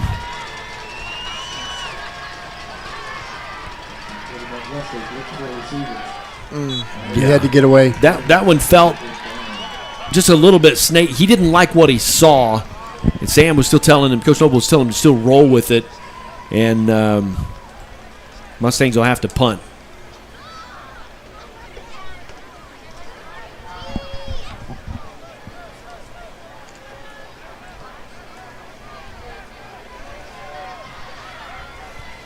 Mustangs on the road for the rest of the season. Will be at Grove. My first year broadcasting at Grove, I almost died. It was so cold. Because we got to be outside, don't we? Yeah. I'm feeling a fever come on. I may not be able to make it. Is that how that's... one of us is going to be off in Indianapolis, so... Oh, I guess I got to be here then. Timeout on the field. We'll take it with them. Be back with more Mustang football right after this.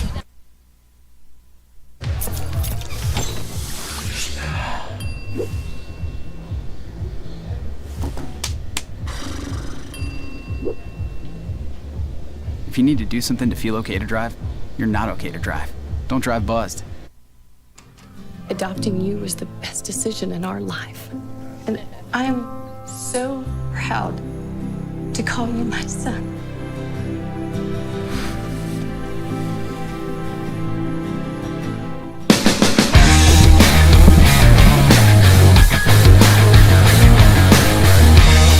one of those moments I wish I could have taken the studio camera live, because Todd Brock is man on a mission to get rid of some flies. I'm bug hunting, man.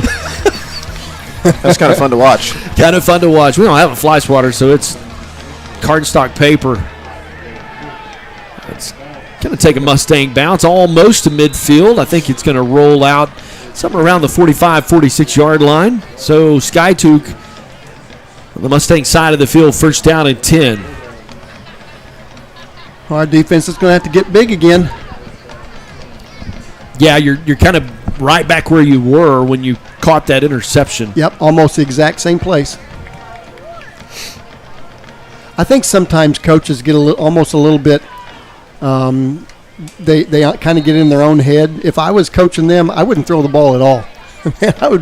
I'd be handing the ball off. They've run the ball well tonight. They really have.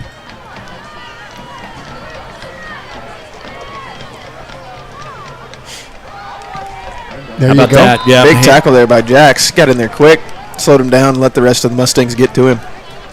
Yep. And that's what you're going to have to do with him, because, too, he's already cooked your goose once. You're going to have to almost keep a robber on him, just kind of keep a spy on him, if you will.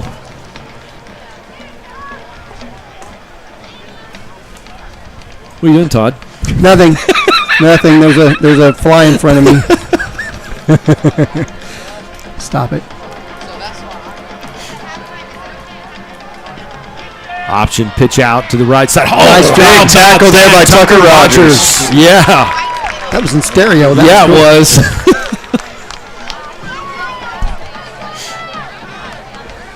Those edge rushers in our scheme that we play the 3-4, those outside guys, they're linebackers, but in many ways they function as defensive ends.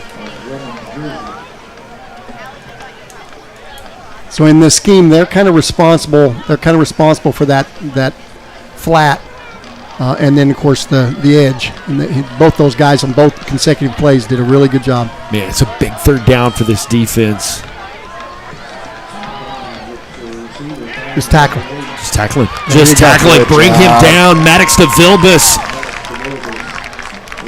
I would imagine they're probably going to go for that, being where the ball is at, with 3:48 left to go.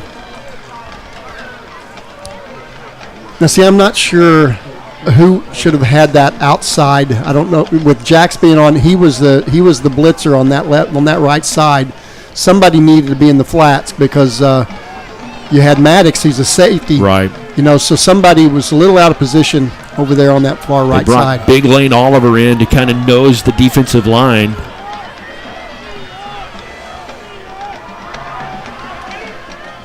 Oh, incomplete pass. First down and 10 coming up for the Mustangs. RCB Bank, personal service, community connection, and trust. RCB Bank, that's my bank. And Ballard Homes. Let them help you find your next dream home. Appreciate all of our great Mustang sponsors on the road next week at Grove. Pre-game show will begin at 6 o'clock. We are on a Thursday night, and I haven't said Friday Night Lights yet. You haven't? I haven't. Doing good. Just because of the weather forecast that was kind of like rain all day tomorrow. Monsoon even. All day, yeah, like you're getting those early flash flood warnings.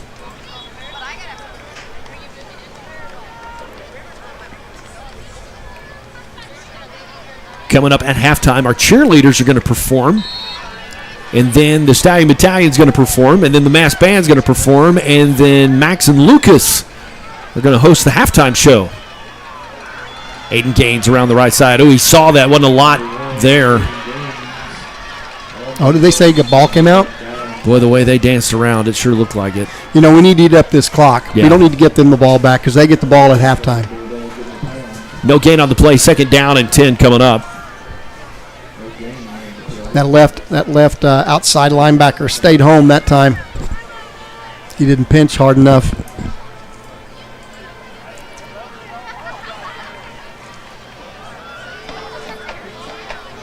Maddox to the far side.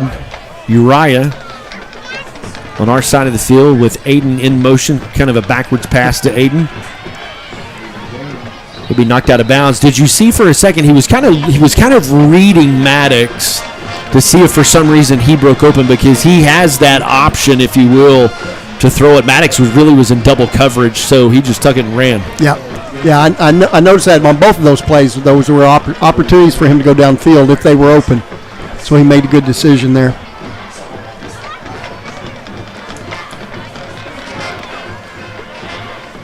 Approaching 2 minutes left in the half.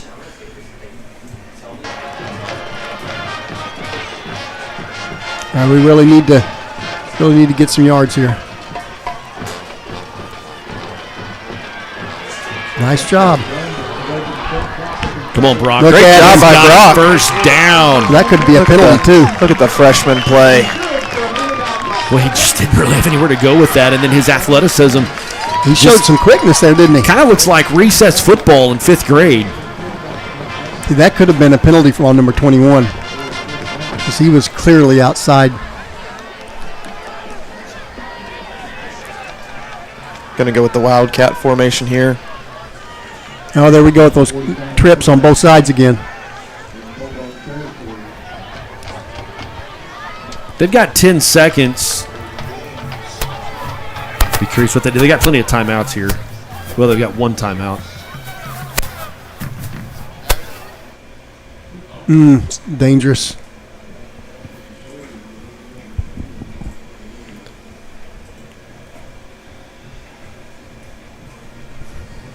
Our crowd mic went off.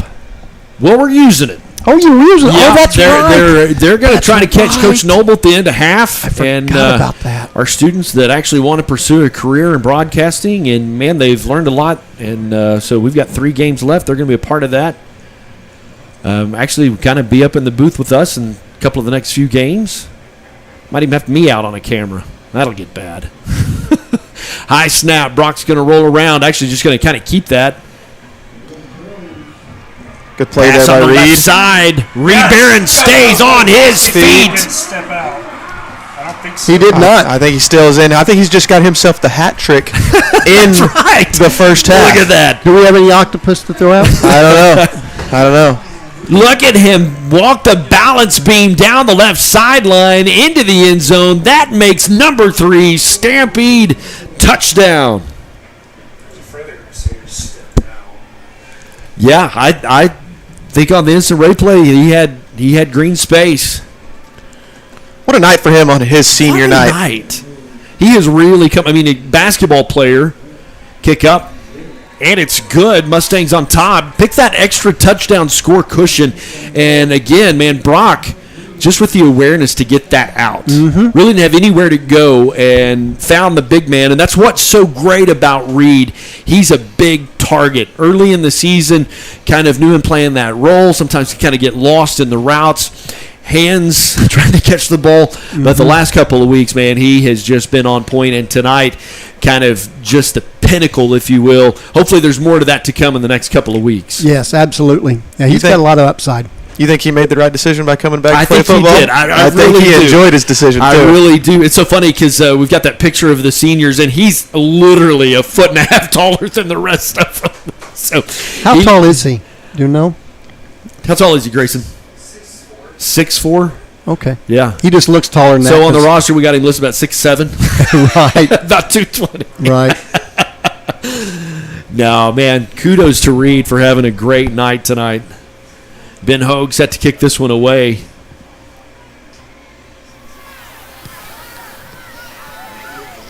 Hard to handle. Get in there.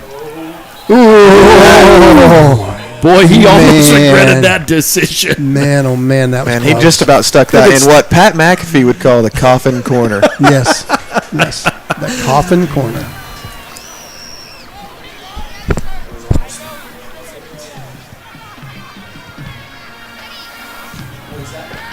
Is that guy not a character on game day? He saved it. He saved it. He really did.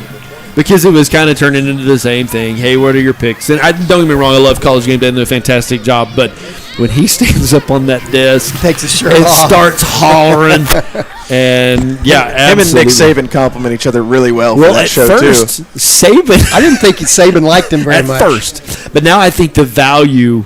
I think there's kind of become a respect for him and what he's brought to the game. Bulldogs pitch out to the left side. Keep him in bounds. I should keep the clock moving. There you are. Yep. Yeah, they're going to say forward progress, and the clock's going to roll. And they don't have any. They only have one timeout left. I got them with one. They got one. Yep. Ben Hogue there with kind of the original contact to slow him down so help could get there. They don't look like they're in any big hurry, so Coach may be saying, let's just go in and regroup, boys. Skiatook picked up 3, second down and 7. Be careful. Don't let him behind you. And don't let number 2. Okay, got tackle in space. And that wasn't it. Aiden's got an angle on him to knock him out of bounds. Whew. Aiden saves 6.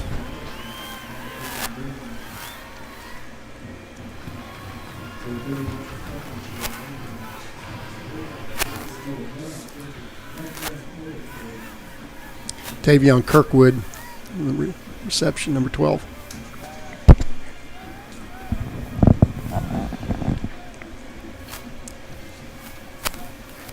All right, first down and 10. Skiatook's in a little bit different situation. They were looking to burn out the clock, but now they could actually possibly get into field goal range.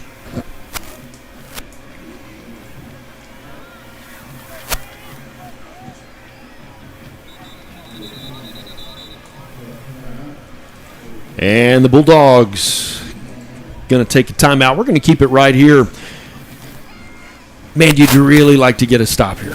Oh, yeah. You'd really like to get them behind the chains and not let them have the opportunity to tack 3 on or 7 on. Yeah, this is big. This is a really, really crucial time. You know, you think only it's got 30 seconds, but this could really change the game right here. If we can get a good stop, then that's going to help us going into the second half. If they score, then obviously they're going to go in with the momentum and come out a little more aggressive in the second half. So this is a huge, huge next 31 seconds. Your secondary's got to be locked in. They've got to be locked in because you know, well, I don't know. I mean, they can hand it off to number 2 because that's kind of been their game tonight. But they're probably going to take a shot. They've got an opportunity here to do so. So the empty backfield. Yeah, they're number 2's out deep. He's the wideout. Be a design quarterback draw. Well, that'll keep the clock moving. Yeah, and they don't have any more timeouts. They're going to have to go fast. They're going to kill the clock right here.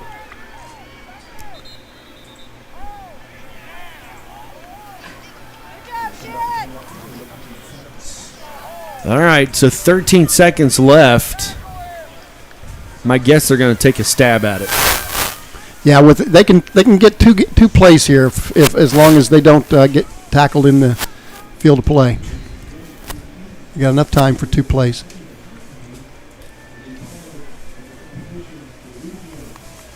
Softball coach Robinson makes his appearance in the booth. I think he's just trying to get out of the concession stand because that's where he was working earlier. All right, man in motion. Going deep. Incomplete pass with 8.6 left to play, so they got time to take another stab at it. This is 4th down, so this is a big one. No timeouts, but it doesn't matter. The clock is stopped. Play clock is down to 28 and counting. And kudos to that secondary. Yep. Because there was nowhere for him to go with that. Be about a 37-yarder kick field goal from this point if they were to go for that. I don't think they I think they're going to go for it. We've got a lot of speed in right now, too. Yes. And got some big boys. Just watch that draw. Line. Watch the draw.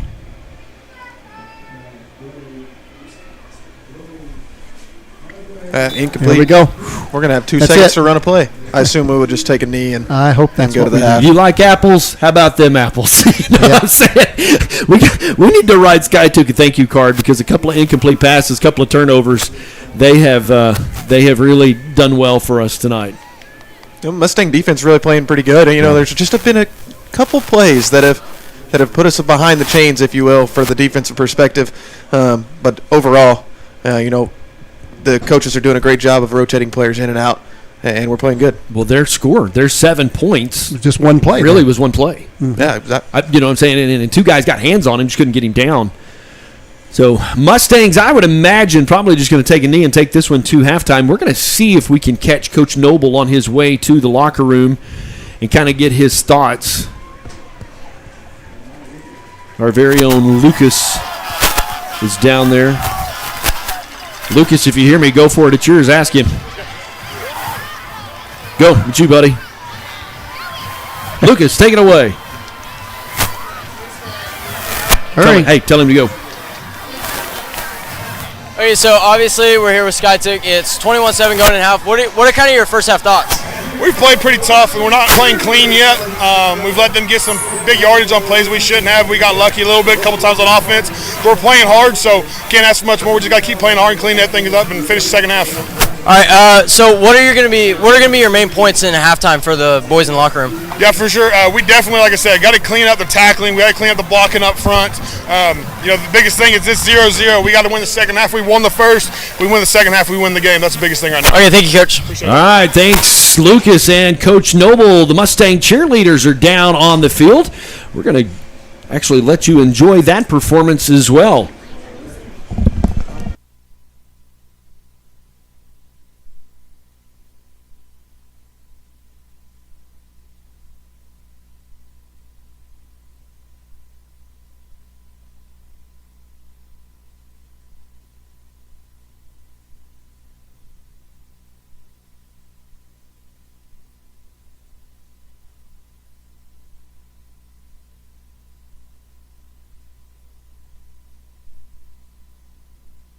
When it comes to making plans, you are the best. The same.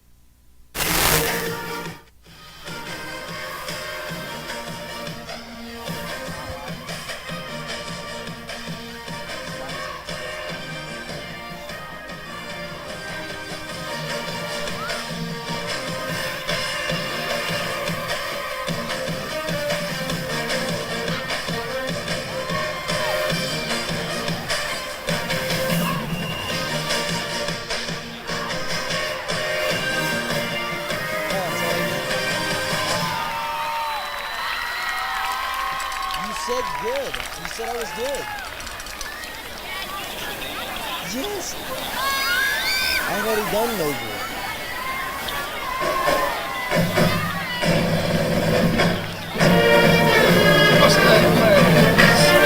It's your right song.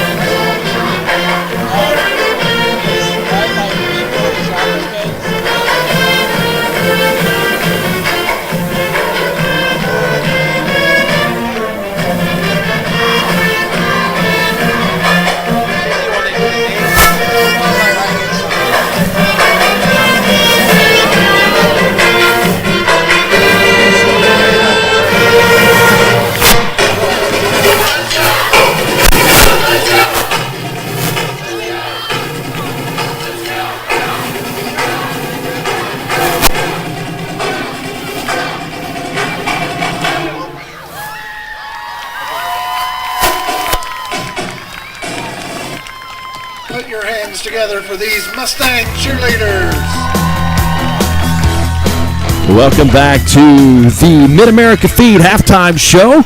And down on the sideline, our very own Lucas is down there with one of the Mustangs. Lucas, talk to us about who you're visiting with and what's going on down there. If you can hear me, go ahead. All right, so I'm here with Oologah senior Micah Chang. Micah, how long have you been playing football for the Mustangs? I've been playing for as long as I can here at the school, ever since the 7th grade. Powerful emotional journey told through music, poetry. What's it like to be a senior on this football team? I think to be a senior on this football team is to follow in the footsteps of those before us. I think the guys before us were a great example, and I just feel like to be in their shoes now, it just means that I need to be a trailblazer and just an overall leader to my group. What's the chemistry from this team been like? I feel like our chemistry is really tight. We're really tight in the locker room. I mean, there's not a guy in the locker room I couldn't sit by and have a great conversation with. So I'm just happy about the culture we've been able to create, and I hope that even when our class is gone, the guys keep these same relationships they have. What's been your favorite memory throughout these 4 years of high school football? I think my favorite memory was spring ball last year, and we headed down to Rejoice. There was a lot of good competition, and I got to say we kicked some butt. I'm very proud of what the guys did there, and we had a little pool party at Sam's after, and I feel like that was definitely great team bonding. It was just a good way to kick off our season. What advice would you give to the younger guys on the team? I just say stick through it.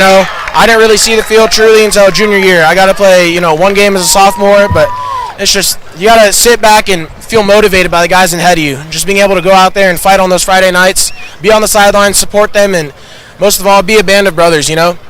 Because before you know it, it'll be your time, and 20 games, 10 games left, and then right now, it's my last home game ever as a Mustang, so just know that your time is coming, and don't be, afraid that you won't see the field. So if you were able to talk to your freshman self right now, would it be about the same advice? Of course I tell myself to work harder, stretch more, stay a little bit less injury prone, but, there's not much you could do, right? Yep. Do you know what you're doing after graduation, Micah? I just took a tour at Missouri Southern State University, and I really like their honors program, so I think it'd be great to go there and look towards the pre-med route. Lucas Livingston here with senior Micah Chang. Back to you guys. All right, thank you guys very much. Great conversation. Micah hates so much that he got wounded, but glad to have him as a part of our halftime show. Lucas is going to make his way back up here, and he and Max are going to actually take over. We're going to join the stadium here in just a moment and let you enjoy the Stallion Battalion halftime show.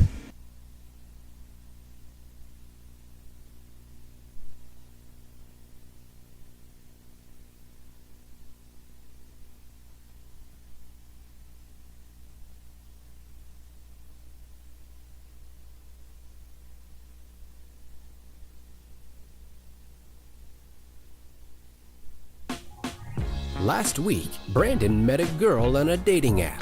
One day after work, he finally found the courage to ask her out. No answer. He started to panic. Was he being too pushy? Maybe it was too... Hey, sorry I didn't respond. I was driving. I would love to go on a date. How does tonight sound? Brandon tried to play it cool, but inside he knew. A girl so smart, so responsible. She must be a keeper.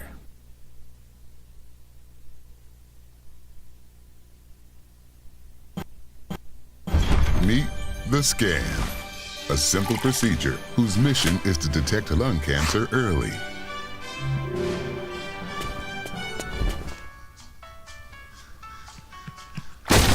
I'm here to save you! But I feel fine. That's great, but you may still be at high risk for lung cancer. Oh man, that's a new fence. If you smoke, early detection could save your life. Learn more at savedbythescan.org. Life doesn't always give you time to change the way.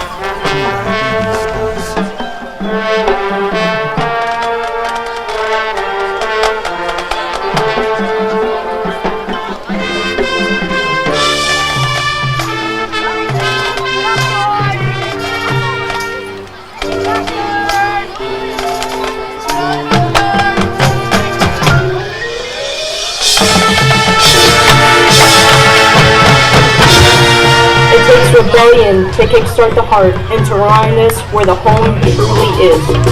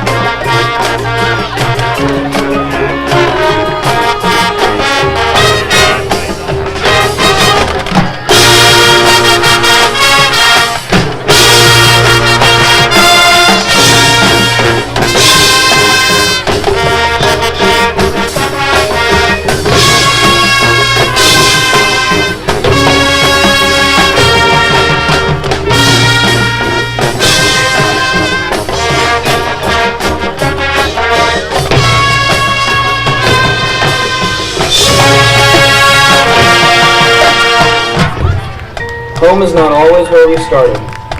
Sometimes it's where the scars lead us.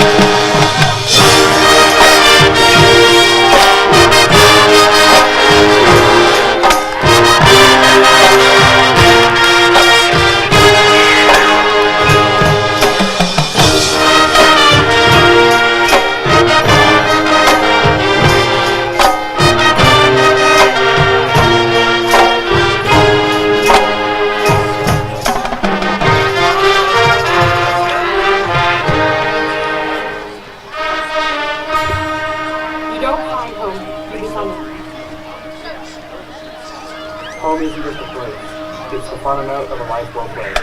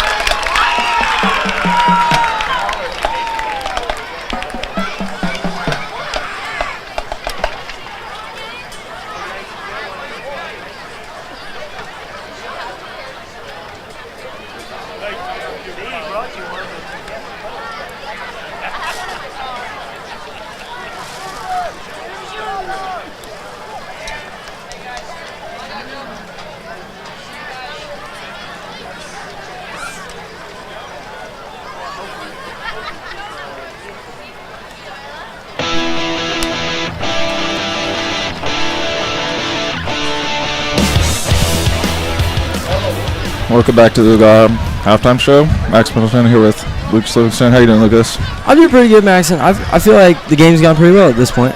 Yes, amazing senior night crowd here for Oologah. Yeah, the crowd atmosphere, obviously I'm down on the field with a camera, but hearing them, especially when I'm over here on the north side of the field by the band, I cannot hear what you guys are saying at all. I can't hear anything next to the band. They are absolutely electric tonight. It plays a big role in your game. Yep, so some of the sports that have been going on, obviously softball. Tragically, they lost one game short of state. Cross country. One of our very own cross-country runners in here. Yes. Fell a little short. I tried my best, but just wasn't good enough. We did have one runner.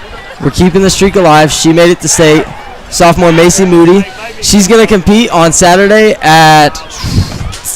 Oh, where is it? Yeah, I'm blanking right now. I'm absolutely blanking right now, Maxon. Oh, North Rock Creek by Shawnee. That's where she's running on Saturday, I believe at 8:30 a.m. on Saturday. Good accomplishment for her.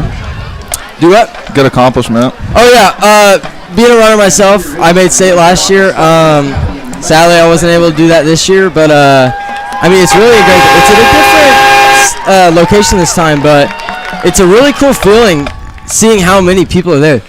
Honestly, there's a lot of people that show up to state cross country meet. It's really cool. They're all cheering for you. It doesn't matter what team they're there for. They're all rooting for you when you're coming through the finishing chute.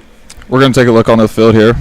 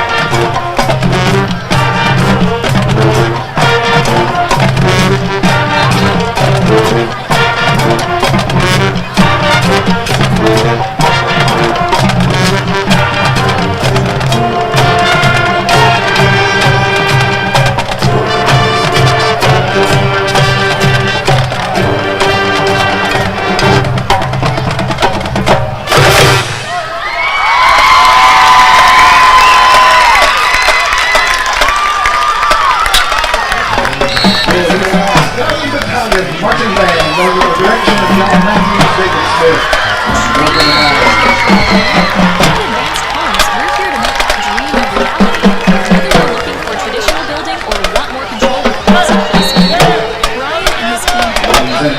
USA is selling funnel cakes at the concession stand on the home side of the stadium. $1 each. There's also sodium ice cream and snow cones, $2 each.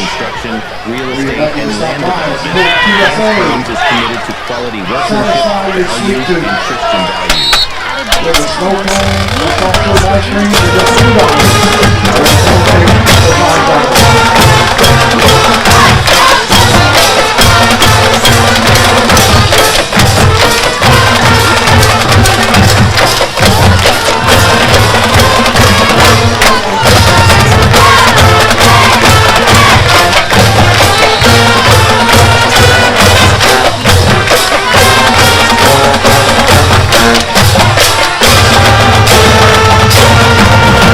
Mid-America Feeds, located in Northeast Oklahoma, Highway 69 in Talala. They deliver the highest quality livestock food and service. Mid-America Feeds supplies over 80 dealers across Oklahoma. They'll deliver straight to you. We offer full service options, including custom mix feed, dealer support, and more. All built to meet the needs of cattle and horse operations with unmatched quality and reliability. Stop by the store, where you'll find feed and supplies for animals of every size. Mid-America Farm and Ranch is your cattle, horse, and pet headquarters. Mid-America Feeds delivers excellence from the heart of Northeast Oklahoma straight to your pasture. Give them a call, 918-275-4292. Visit their website at midamericafarmranch.com, where quality meets the land. Mid-America Feeds, highest quality livestock feed and service. This is Mustang football. Kickoff to the second half is moments away. Brought to you by Burns Propane, Ballard Homes LLC, Raising Cane's Chicken, Chalkline Insurance, Oologah Family Medicine, Mid-American Feed, Jason Dennis and Associates. Now it's time for the second half of Mustang football.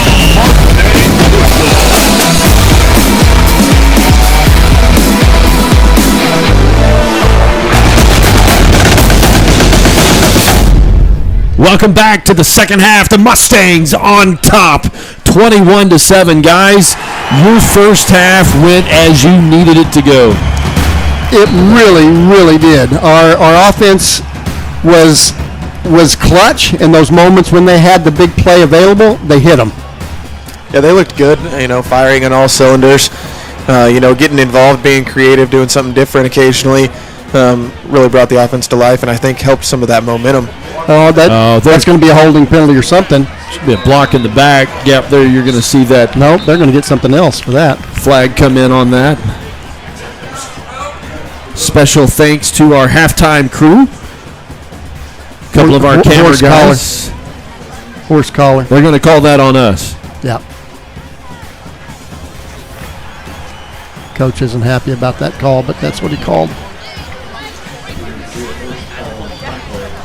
A couple of our camera crew hosting our halftime show. Big thanks to John Matthews and Dave Smith, our band directors, and had their mass band performance. Saw the cheerleaders as well. We had a little bit of audio issues. Apologize about that, but it's high school football on Thursday night. Brent Kellogg along with Todd Brock and Seth Jackson in the booth with us as the Mustang defense will make their first appearance of the second half. Mustang football. Go Mustangs. They get helped out a little bit with a penalty. Pitch and catch out to the right side. Get him down. Number 8, the receiver, Rico Godfrey. Tackled by Miller. First down and 10 for Skiatook.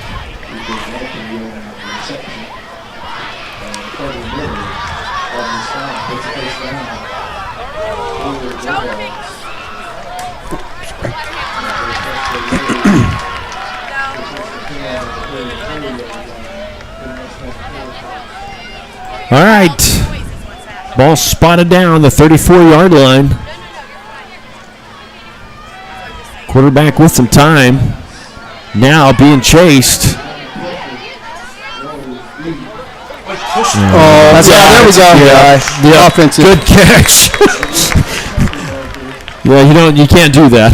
That'll be a 15-yard penalty. So that would back them up. That has been that's really been the difference in the game. They've had like 5 15-yard penalties, four 15-yard penalties. That's huge. That's 60 yards. Yeah. Seth, you're looking at some halftime stats. Let's talk about what you got. Yeah, so we 17 rush attempts for 20 yards, 8 of 11 passing for 106 yards. That is a 72% completion rating. That looks really good. Brock also, let's go ahead and add to that with 3 touchdown passes, all to Reed Barron, who has 4 catches for 80 yards and 3 touchdowns. And this is a big stat for us. Obviously, time of possession is close for us, but we had, in the first half, 0 penalties to their 4 penalties for 45 yards. So that's a really big deal for us. Quarterback again with some time. Now he'll scramble to his left. Showing some speed there. Get him. Come on, guys. Good tackle. Who was that brought him down? Ben Hogue. Yeah. Man, just kind of like a missile fly in there and bring him down. Kudos to the coaching staff for the scheming job that you've put your freshman quarterback in a position with that kind of completion. They're getting receivers open quickly, simplified the game for him to make quick reads, and that's impressive. Impressive coaching jobs, impressive by a young freshman for being able to execute that. All right, 2nd down, 17 coming up for the Bulldogs. With 3 seconds left on the play clock, quarterback's just going to keep that up the middle. Pick up several, but Donnie's not back to the original line of scrimmage, so your 3rd down and 11 coming up. Yeah, this is going to be a big play because this is going to be 2-down territory, so we got to keep them in front of us and tackle when they get there. Mustang defense really had some great moments in the first half where they were able to just kind of make a stop. One takeaway, Aiden Gaines with his interception down at the goal line, really, which kind of kept Skiatook out of the end zone. And so another big moment here for the Mustang defense gets started in the second half. Everything's wide. No backs. Mustangs show a blitz. Got pressure coming.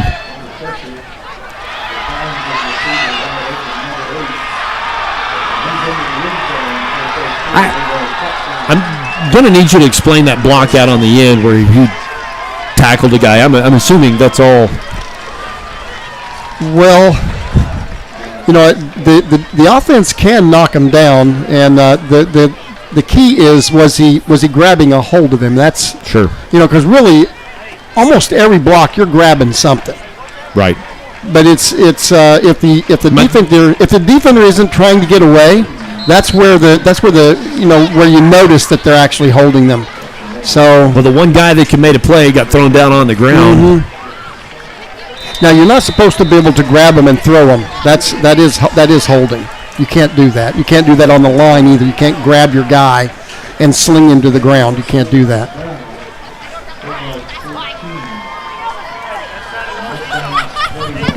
Okay.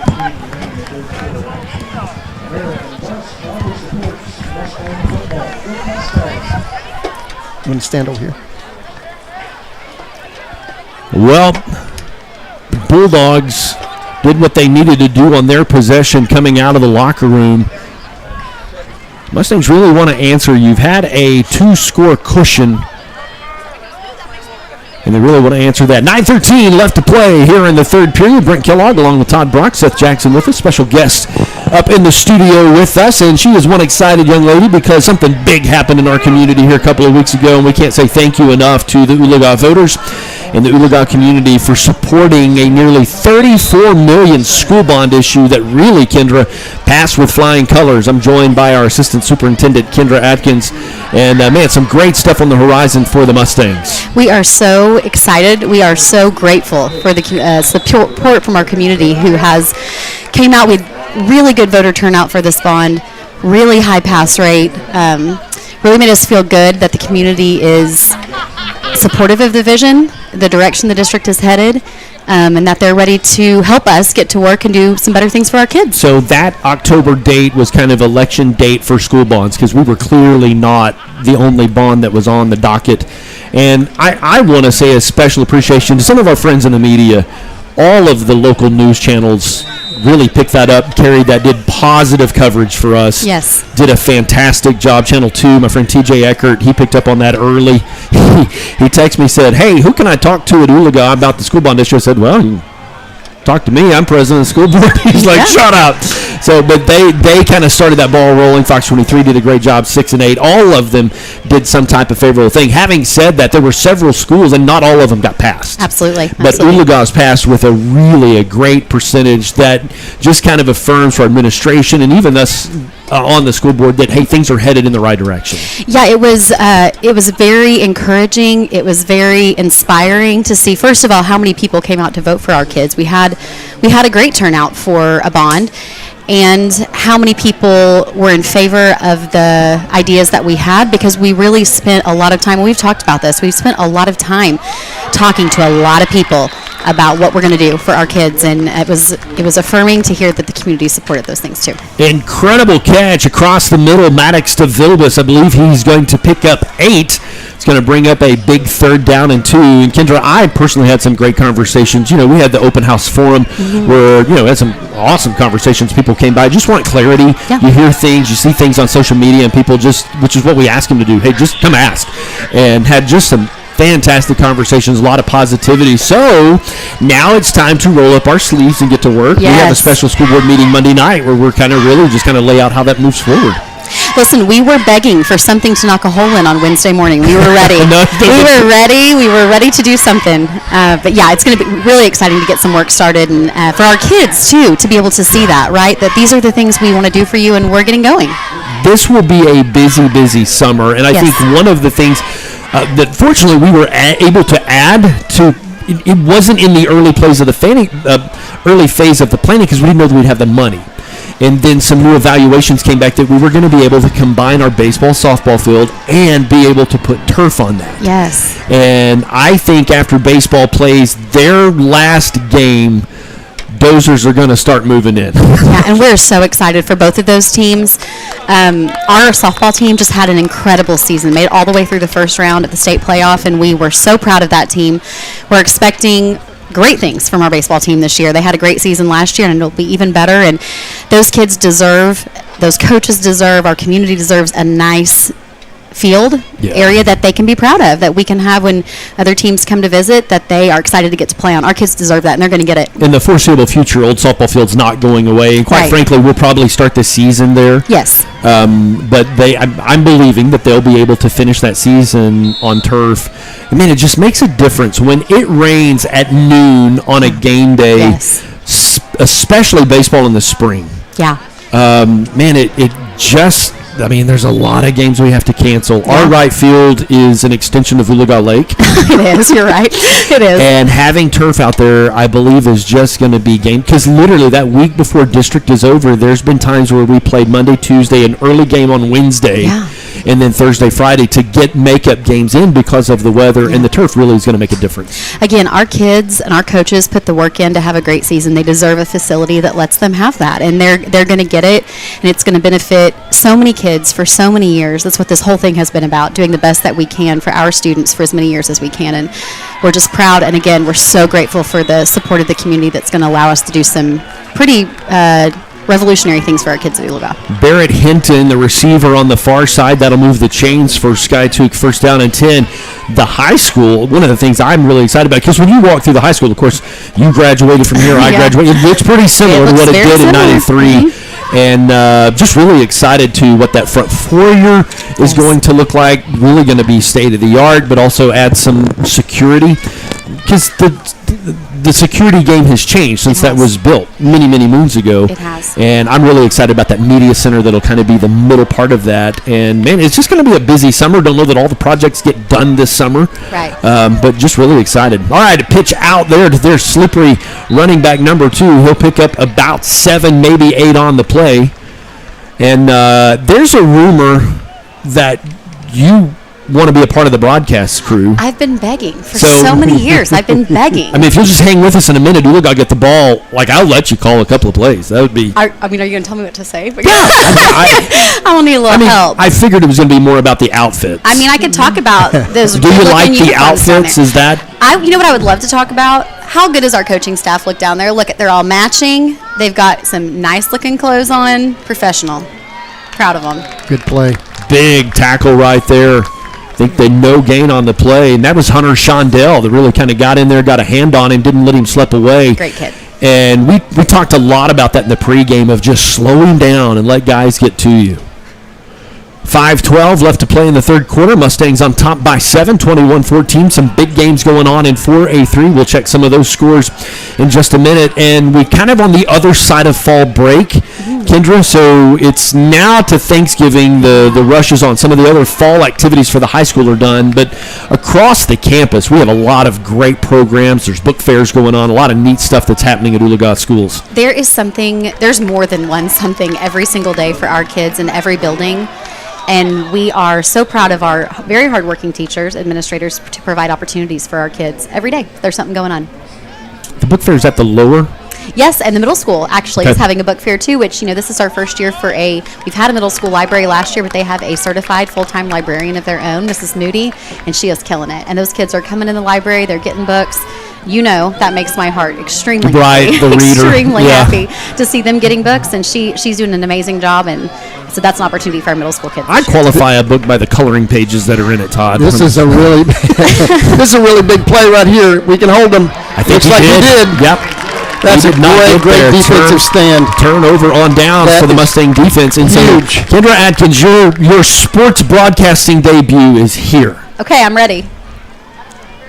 You got to tell me what to say, though. I got you. I'll say they did great. They are doing so good out there. They are going to measure. In all the time that I was out there on the field, I think I can count on one hand the amount of times that we measured. They sure are. We used to say, when you go and read in the history books, you don't see that he ran for 2,000 and a half yard. Right. So what they with the pros and all, they put the ball wherever the ball is. But for high school, they talk about trying to keep it on the marks so that it's easy to know, easy to see. So there you go. First down and 10. That Mustang defense. How many times tonight have they had big stops? And that may be the biggest because I feel like the momentum was in the balance. And the Mustangs with great field position. Skiatook more than wanted the first down. They wanted the momentum. And your offense has an opportunity to come out here. They've been very effective in the first half. And kudos to such a young offensive line for being able to protect your quarterback. Brock hasn't been hit a lot tonight. And he's been able to make plays. All right, so Kendra, Brock's our quarterback. Yes. All right, so. Love that kid. Oh, well. Oh. It's a good try. They'll try it again. They'll get it next time. I saw J.C. Watts do that a few times. I'm going to own that because I just said Brock hasn't been hit in the backfield a lot. So it's okay. He'll get him next time. I promise he will. Loss of 5 on the play. Second down. We were talking about some games. Fort Gibson 49-0 in the second quarter, and Cushing 20-0. Over Miami. Oh, over Miami, okay. All right, let's go. Oh, man. He got hammered. That is such a vulnerable position for that receiver. Okay, he's moving. But, boy, that was scary for a second because he didn't do much. Man, that's a receiver's worst nightmare when you're fully extended like that and a defender is able to kind of hit you mid-body, and it's the fall. I mean, he's a tall kid, and so he's falling 5-6 feet out of the air, knocked the wind out of him. That's the second time tonight he's kind of had stingers and slow to get up. But Mustangs, they need him to hopefully be able to walk out under his own power. That Grove Wagner game is still scheduled for tomorrow, so it's not really? playing, they're not playing tonight. I thought they were. Most games in Northeast Oklahoma just because of the weather, and boy, that was a conversation a couple of days ago. Yes, wasn't it was. Yes, it was. But you know what? We made the right call. We for sure did. Yeah. I have a feeling they will not be playing football tomorrow night, but could be wrong. Well, and you get into, because it's thunderstorms, right? Yes. And one lightning delay within a 10-mile radius knocks you out for 30 minutes. And you don't want to be here till 2 o'clock in the morning. That's hard on student athletes. It is.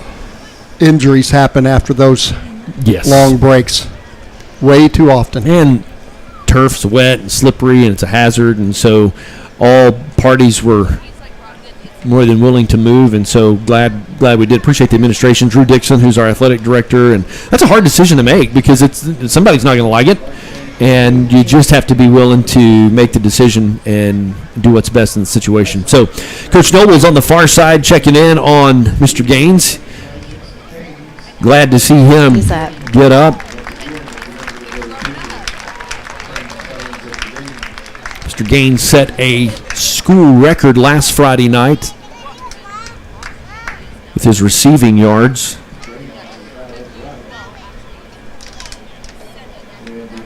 They will help him. He's on his own power.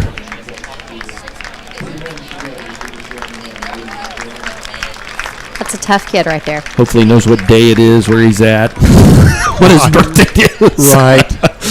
Yep. I make it a habit after Friday night games, whether road or home, I'll stop in the coach's office and just high-five those guys and chat with him. Aiden was in there with him last week. Of course, he had 6 touchdowns. Yeah, great game. And he had a big smile on his face.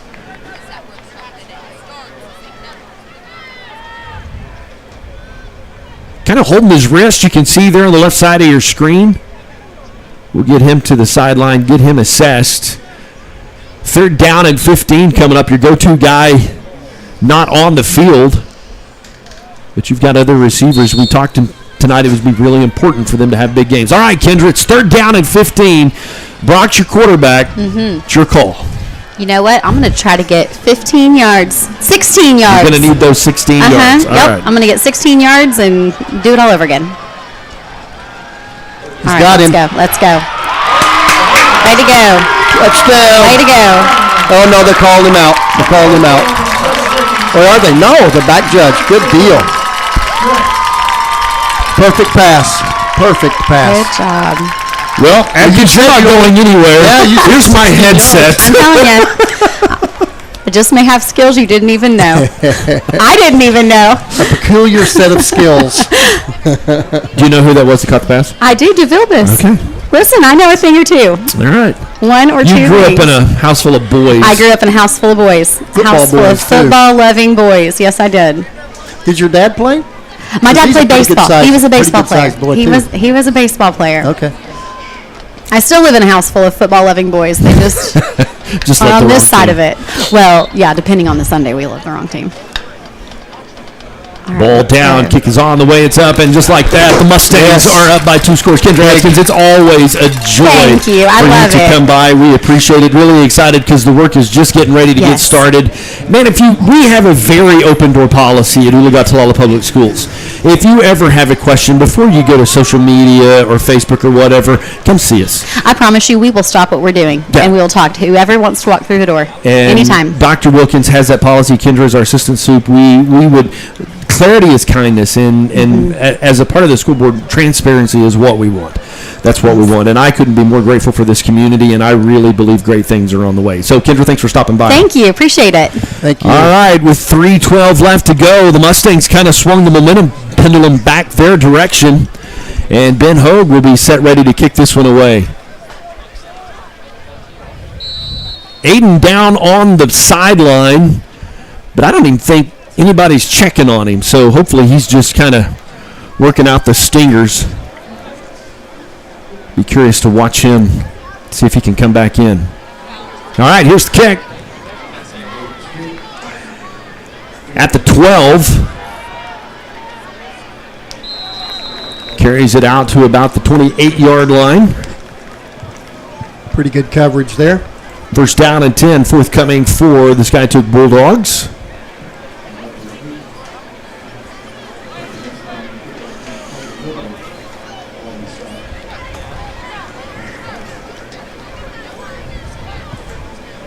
Guys, we got a game to get in. What? Because there is lightning in West Tulsa. Uh-oh. Oh, boy, yeah, it sure is. It's on its way. It's on its way. Just looked at the radar.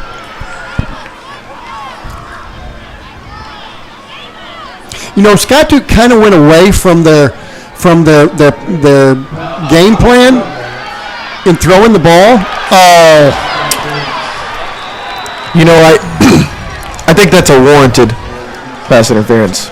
Yeah, it is. They were hand fighting all the way down. I said that in pregame. Sometimes a pass interference it's not the worst case scenario.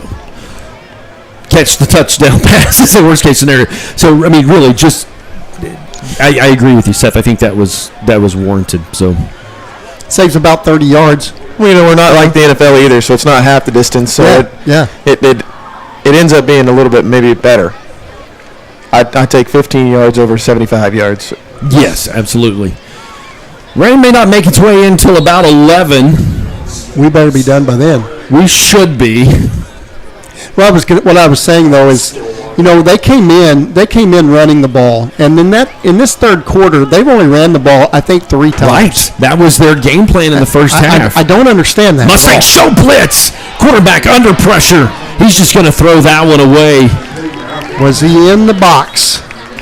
You know, you mentioned the rushing. You know, in the first half, Skiatook rushed the ball 15 times for 137 yards, but in that, one of those was the 75-yard touchdown run, and that actually puts them at 62 total rushing yards in the first half without that play. So our defense has been playing pretty good against the rush. Absolutely. Flag down on the far side.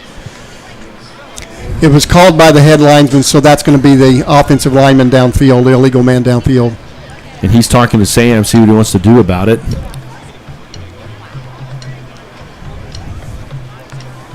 So Skiatook won all 3 of their pre-district games, Glenpool, Tulsa Memorial, Nathan Hale. Lost to Cushing, beat Catoosa, beat Miami, and then lost 42-22 to Fort Gibson. Fort Gibson walloped us 49-7. Mm-hmm. So very similar teams, very similar records. Mustangs will assess the penalty, they'll take it, so it's now first down and 15. And everybody's kind of bunched in tight here for Skiatook. And their running back is not in the game at this point. That's a big hold that they just maybe missed.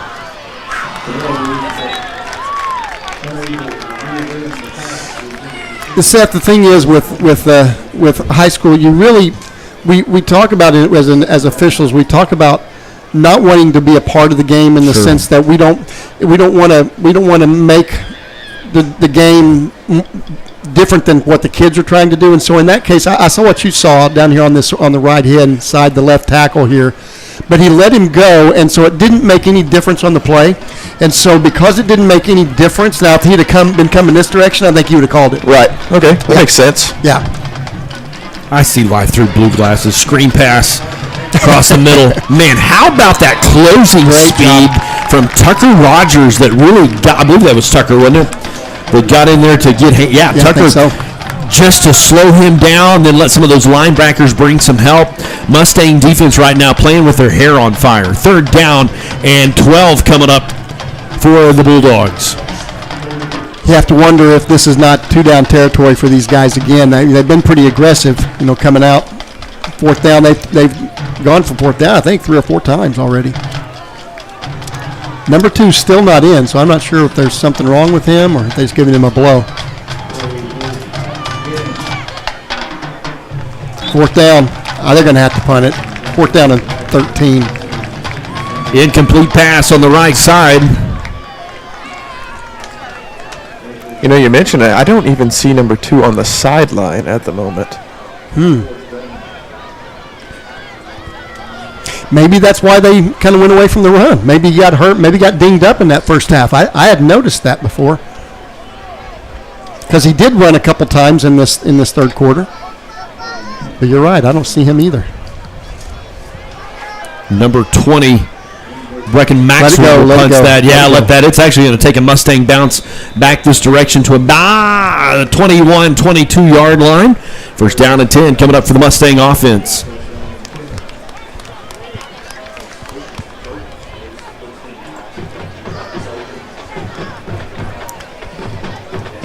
We need to go on a drive here, guys. Take up some clock, put some points on the board. Go a long way to winning the game. You need some cushion. I feel like the momentum has gone back and forth. And honestly, the last couple of weeks, I knew that this was, most of the games in high school on an average Friday night, you see a lot of blowout scores.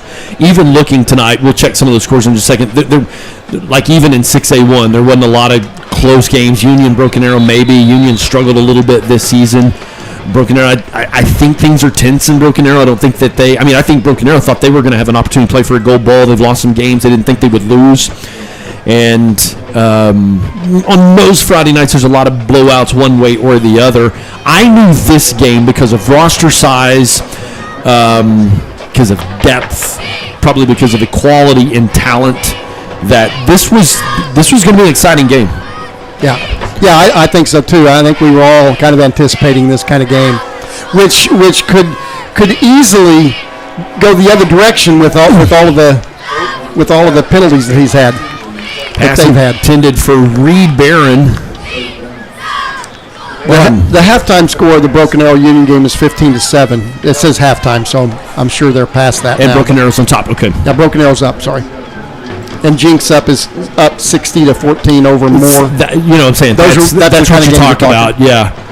And those 6As especially, man, how good is Bigsby? I think teams are fighting for that silver ball right now. They're pretty unstoppable right now. Yeah. You go back and look at some of their tape. Whew. And their defense scores a lot of points, which is really impressive. My friend, you and I are Oklahoma State alum. Yes. We have the right to say this. I think that would be an interesting ball game. I've heard it's the new Bedlam. Right. Well, I'll tell you, that coach over there, he's something else. He's very, very creative. I believe the Mustangs took a timeout. We're going to take it with them. We'll be back with more Mustang football right after this. It takes less than 1 minute to find out if you may have prediabetes. You can do it here. But I get it, you're busy, and busy people can't have prediabetes. I read that wrong. They can, okay? Just go to the site.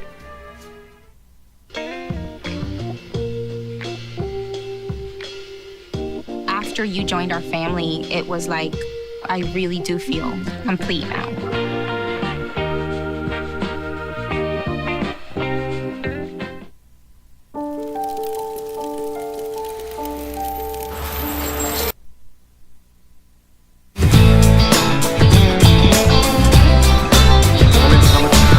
All right. After a timeout, a 3rd down and 12 situation. Mustang defense has played well in the second half. Close. Pass intended for Uriah Hooks. Kind of had to come back to it. He was in double coverage. So Mustangs will punt this one away. I believe Tucker Rogers does the punting. A couple of 4A scores to talk about. And honestly, this game's the game. Like, it's the one with the closest score.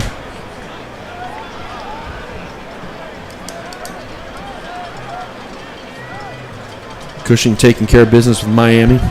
Miami 20-0. That score's not been updated for a little while. Hot minute. Okay. Mm-hmm. Come on, guys. When it's your time, you got to get in. Snap that thing. Snap that thing. There you go. It's going to take a bounce. He's going to try to return it. Not much there. Good defense.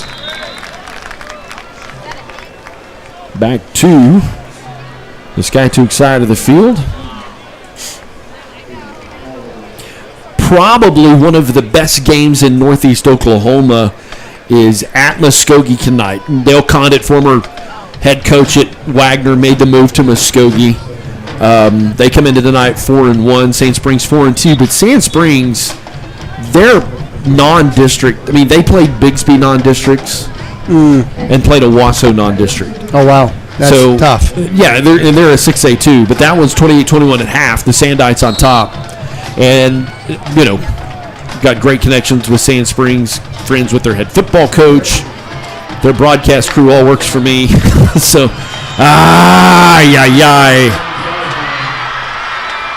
they'll knock him out of bounds. Number 4 for the Mustangs, Garen Dennis, a linebacker, really tracking him down.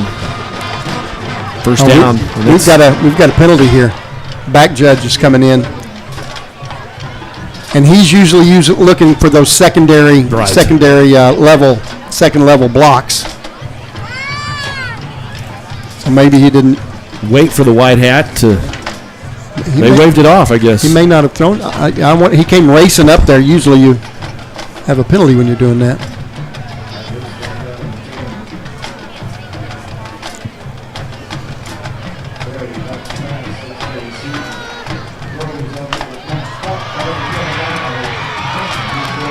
Maddox to Vilbus will save the touchdown. Bulldogs will get a 1st and goal from the 2, I believe.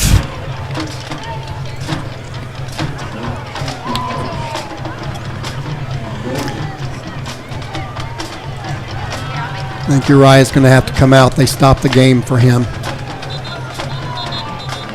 Oh, boy. No, they're going to let him stay. They're going to let him stay. You need him. No, they're going to have to take him out. Yeah, usually if you have to call a timeout for them, they have to come out. At least one play.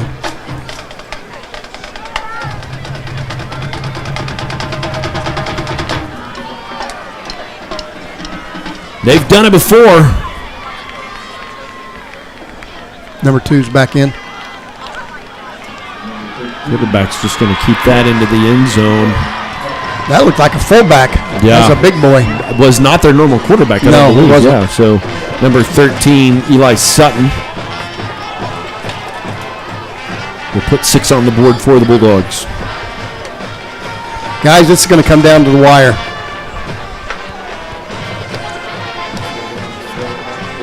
Which is what we expected, isn't it? Yeah, they're fighting. This is a playoff game. Yeah, it is. This is a playoff game. Lose your road is really, really difficult. They're going to go for 2.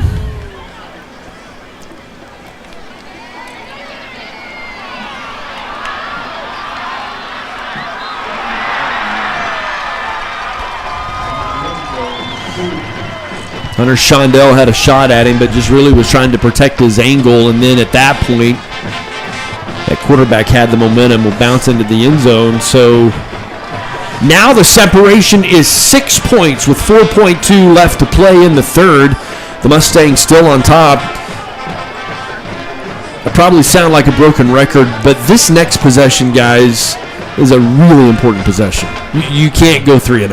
No, I agree. It's very vital for us to get into a rhythm again. We need to control the pace of the fourth quarter.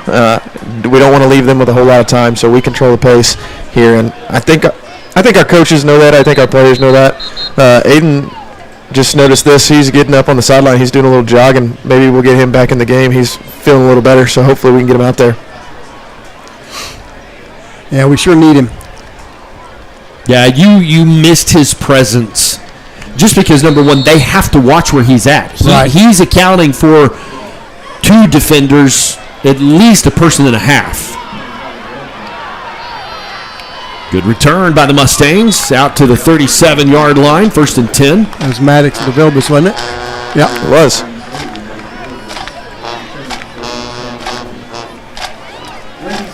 That is going to be the end of the third quarter. Take a timeout. Be back with the fourth quarter of play right after this Mustang football.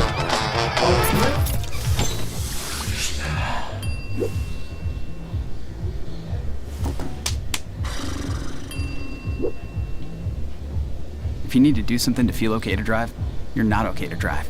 Don't drive buzzed. Adopting you was the best decision in our life. And I am so proud to call you my son.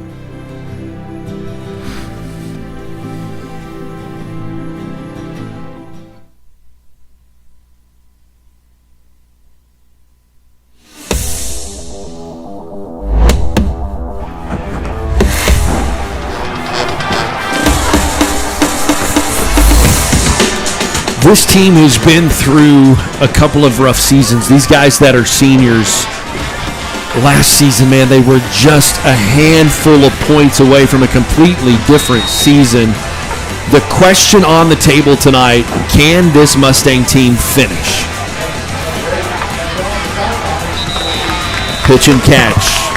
The left side, Carter Miller, I believe. Move the chains. First down and 10 for the Mustangs. Hear the voice of Kent Jensen. Getting the crowd into it. The Stallion Battalion. Play into the student section. Guerin coming in as that H-back position. Solid blocker. Good crowd of Mustangs were on hand earlier. Senior night, an incredible group of seniors we recognized. I think we emptied out about half the stands during halftime. Yeah. So many people down there. All right, two receivers on the far side, but a big package with two tight ends. Brock's going to keep that. Spin forward. Going to gain 2 with forward momentum. It's going to leave you second down and 8. Not necessarily on schedule, but it's not a negative play. Right. And that was definitely a called play. Called run. You got to keep them honest. If you're going to have a short passing game, you have to have some semblance of a running game. I believe they had 2 tight ends there. They brought Guerin off. But I believe that's what they call a 12 personnel, where you have 2 tight ends. Or 21. 21. Yep. I get confused on the numbers, so I just make it simple for guys that have the ability to 5th grade math, like myself. Hand off. Up the middle, spinning nice hard forward, run. Carter Miller. Third down and about 3. Big third down play. Ball's on the other side of midfield. Man, he was able to break a couple of tackles and love the way he fell forward. Probably picked up another yard or so with that. I don't like the ball placement. The umpire keeps putting it in the middle of the marks. That was clearly on the 42-yard line, and he put it closer to the 43. Just little things. Aiden Gaines. It's a backward pass. Man, he's going to lose 3 maybe. So this is a big call right here. Do you back them up? Do you trust your defense? Or are you going to press it? They're going to kick. They're going to kick. Yeah, loss of 3. Yeah, you've got an opportunity. It's really hard if you're inside the 10. You're pretty much one-dimensional, and you can trust your secondary. We've had a couple of big plays tonight where they've got us, but I think the wise play is let's try to pin them deep. Yeah, I think this is the right play. Yeah, no doubt. And not a good kick though. Yeah, there's a flag down. I'm not sure what it would be for. Where's the flag at? Right here on about the 48-yard line. Oh, okay. Yeah, we'll see what the white hat's going to call.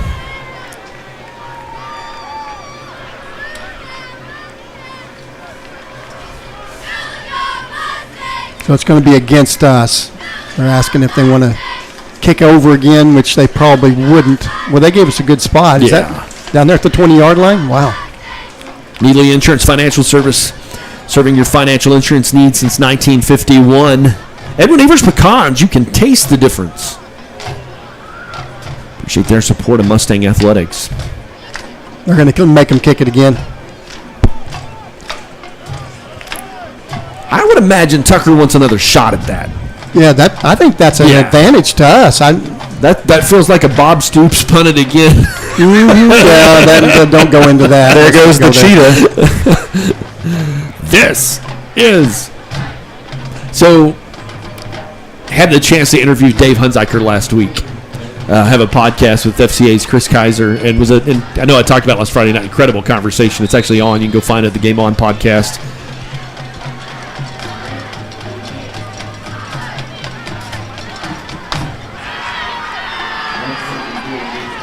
Nice. Good job.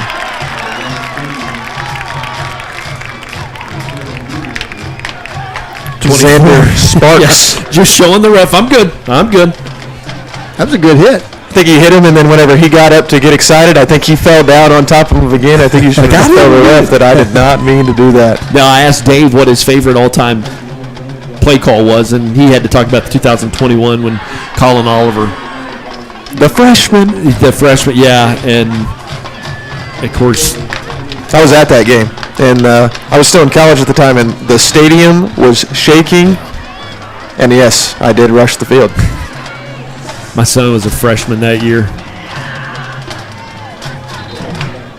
Incomplete pass. Good play defense.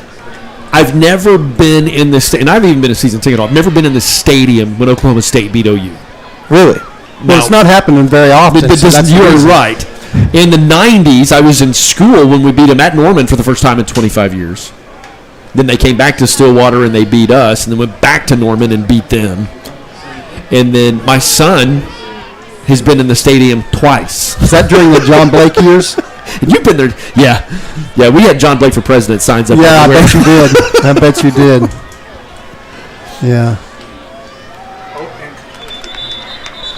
I've had the pleasure of being able to be there twice as well. It was pretty fun. You young guys don't realize the years of so close. Well, we won in 21. Right. And then we went to Norman the next year, and I was there for that, and that was really disappointing because we really didn't lose that much talent that next year, but we know how it goes. But that stretch from the 2011, that Oklahoma State team was just special. But 2012, yeah, absolutely. But 12 to 15, 16. There's a hold. There you go. Ball's on the ground. All right, so we're not gonna take that. We're gonna decline that one for sure. Those games were so good. We came out on the short end of the stick, but they were so good. What year was the snow game? Oh, I was young. In the 80s. I was young whenever those were. Okay, so yeah. I thought it was about the Ice Bowl. That may have been in 2011, the year that they were really good that year. I don't think so. Now you got me questioning the cobwebs in my mind. All right, Skiatook's going to punt this away. Mustang defense played pretty well tonight. Got to give them kudos. Aiden Gaines going to take that one. Make a man miss. Hurdles a guy. There's a flag down right in front of us. You see, who is that? Uriah, a little slow to get up. I think Aiden's feeling a little better. Yeah.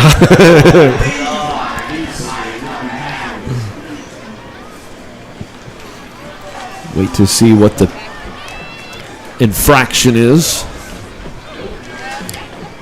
But we're oohing and ahhing on that. But hurdling is actually illegal in high school, and so, but the rule. I think the way the rule is set is if the guy is on the ground. Yeah. If they, if he's got a hand on the ground or knee on the ground, then you can do that, and that's just a safety thing. So. Holding on Skiatook. That'll help us out. Yeah, 10-yard penalty. So the ball goes to the other side of the field, onto the Skiatook side, 45-yard line. Mustang offense has an opportunity, guys. We've just kind of punted back and forth to each other here the last couple of possessions. Yeah, we need to keep the ball and then get it in. 4 receivers in the set, so kind of a spread look. Play clock hasn't started yet, so Mustangs have plenty of time. Uriah was a little shaken up on that last play, but he looked at Coach Noble and said, I'm not. Threw his hands, I'm not coming off the field. He's a senior. He wants to be here. He knows what's at stake on this ball game. He recognized this is basically a playoff game for the Mustangs. There you go. Had that right arm around him. That's a good call back, Judge. A little bit of a piggyback ride, if you will. First down and 10 coming up for the Mustangs. Move the chains. We call that the hook and pull.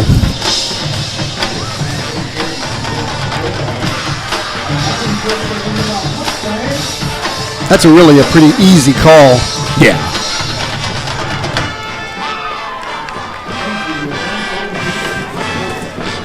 Mustang Athletics wants to thank Armstrong Bank. You can bank with confidence. And Chalkline Insurance Agents, give Coach Brown a call, your local insurance agent, right here at home in Oologah. Ball spotted. The Skiatook 30-yard line. First down and 10.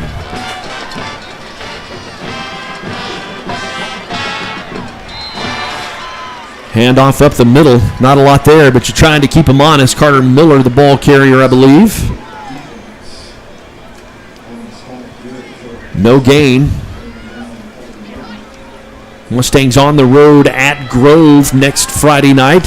And then we will finish the season at Wagner. That game could have some severe implications. Yep. Del Condit is legendary coach there at Wagner. Won a lot of games. He's now at Muskogee.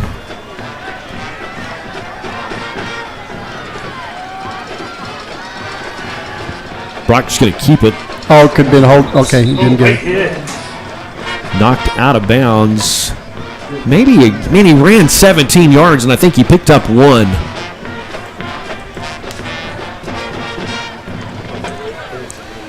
Brock has just started to look better and better and better every game that he's played in. This is a really good experience for him. I look for him to be a very successful high school quarterback in years to come. Yes. Well, and part of, he was not the starter. He didn't get the spring snaps. He didn't get the summer snaps. I mean, he got some because he's listed as quarterback on the depth chart.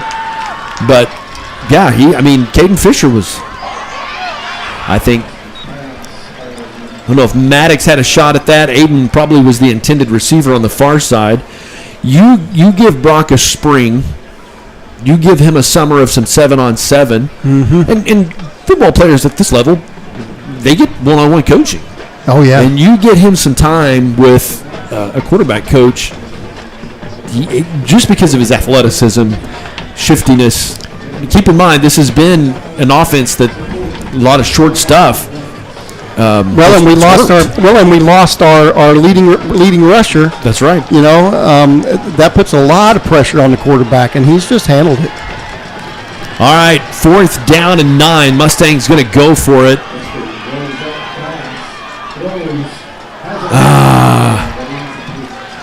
Intended for Maddox, overthrew him just a little bit. So Mustangs will turn over on down, 7:33. Big outing here for the Mustang defense, because in the score of things, Skiatook went for 2 and got it. So they kind of have that 1-point advantage, if you will. Right. You don't want them get to the end zone. You got to get a stop, because if they burn 3-4 minutes off this clock, get it in the end zone, they've got a point advantage on you. 2 is back in the ball game. We've handled him a little better in the second half. Gain of 3. 2nd down, 7 forthcoming for the Mustang defense.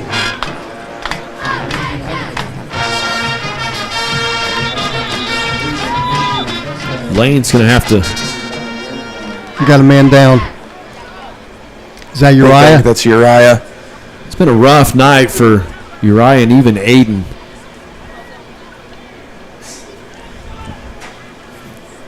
Leaving it all on the field, giving everything they've got. You got 7 more minutes in you. But that, part of 3A, 4A, you can even get into in 5A some players that go both ways. And it's so exhausting. Yeah. It's so exhausting for them. And Yuri's one of those guys that he plays both ways, and you just run out of gas. And he gives it everything he has on every single play. Every single play. All right, Coach Noble out checking on him. They'll bring him off. 6:30 pregame time next Friday night. Mustangs on the road at Grove.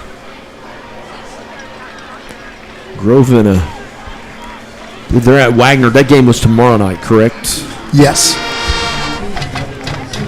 Skiatook has a really good sports medicine guy. Yeah. I had the pleasure of working with him in college. And was that him that came out there? His name's Sheldon Johnson. He's a phenomenal sports medicine guy, and he's done it for years now. Did it in college with Oklahoma State football program, and now got the job there with Skiatook. I really like it when they come out, knowing that they've got some expertise that maybe our coaches don't have. So really helps the other team. That's a really good sportsmanship, I think.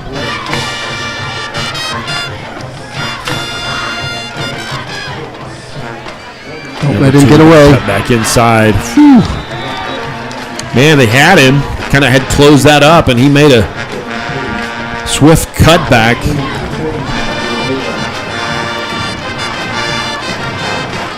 First down and 10 for Skiatook. Clock continues to roll. Muskogee's closed the gap, 35-28. Sand Springs on the road, a big 6A2 ball game. That has playoff placement implications.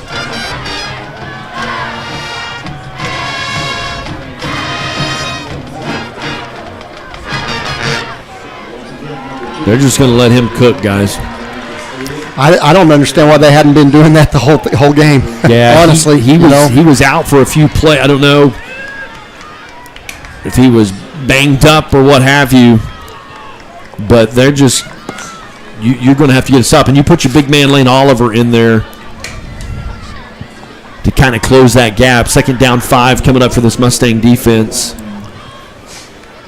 He's picking up 4 yards a carry. Yeah, some big chunks. Another first down. They're burning a lot of clock doing it, too. Mm-hmm. Yep. Yeah, you got to get off the field.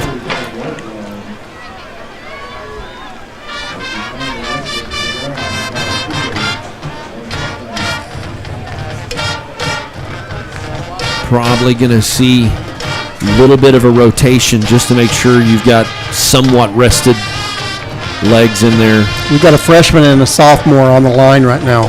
Yeah. At crunch time.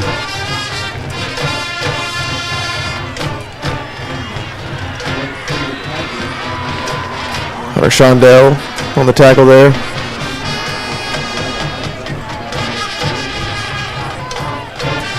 Man, maybe that was their game plan. Let him rest the third quarter because he looks fresh. Well, they're really leaning on that big offensive line. Yep. I mean, that's the strength of their team. They're taking their time, burning the clock. Mm-hmm. 4:40. Clock ticks away. Skiatook second down and 2. Mustangs show a blitz. I think he's going to fall forward and get close. They're going to spot him short. It's going to be third down and 1, which only burns more time off the clock. Right. We're almost having to do that to run those run blitzes, but man, you get around if that doesn't work, if he gets to that second level, there's nobody there. But they're sucking you in. Yeah. And man, they're gonna, if you're not careful, they're gonna pop you one over the top. Yep. Yeah, we're in a tough situation. Well, right now, third and short, they can do anything here. He's got the first down. Aiden Gaines, part of the tackle.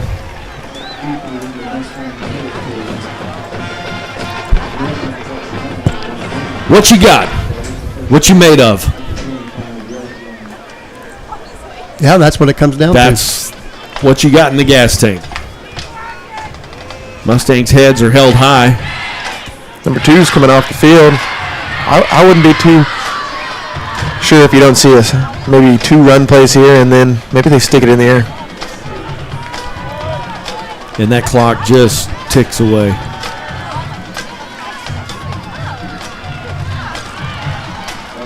All right. Good job.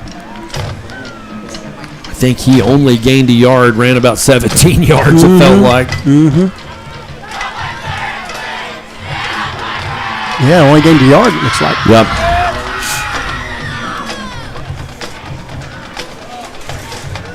Would imagine you'll see 2.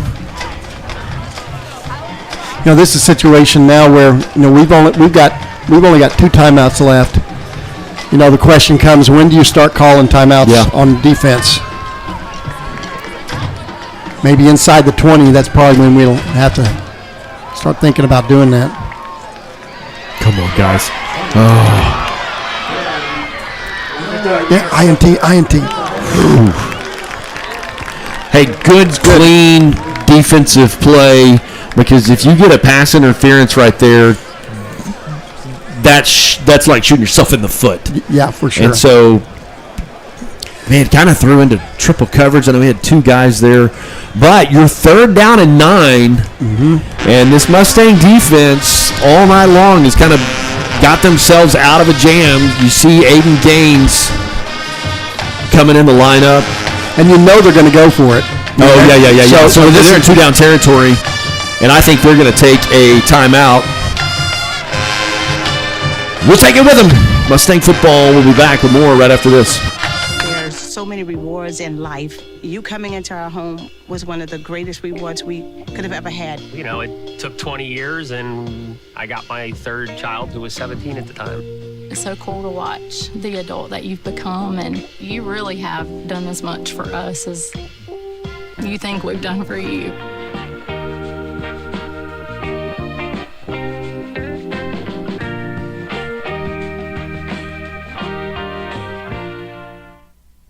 When it comes to making plans, you are the best. The same way you plan each detail for those moments, start planning to protect you and your loved ones from a natural disaster. Protecting your family is the best plan you can make. I'm a bad one.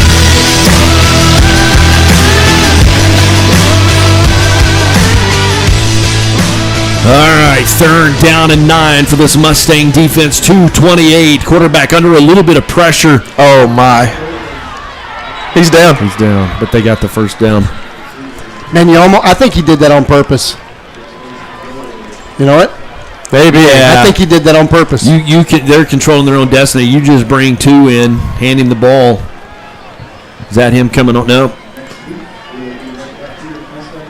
They'd like to. How did he get so open? Take a minute 48. I'd like a replay on that. Quarterback's coming off the field. They're about to let 2 just run it with the Wildcat right here. Yeah. I know it's. Do you let him in? That's a good question. That's become a thing in football. They let the clock. No, we called timeout. No, there's a flag down. Oh, okay. Wonder why he had his flag out. Was the play clock down? I think the play clock went to 0, but I think we called the timeout just right before. So oh man, bailed them out. Trying to get a look at what they have to offer from that offensive scheme that they planned up right there. Yeah, so you're not as spread out. I mean, that's one of the things why the red zone's hard to score in. You're not spread out all over the field. And maybe the Mustangs can shut down that run game that literally in the fourth quarter has just chewed up. I'd be curious to see what they've put rushing yards in the fourth quarter. Our statistician, Johnny Dermo, does a great job. And then there's Saturdays where Johnny gets up and goes back through his stats, and those emails come rolling in.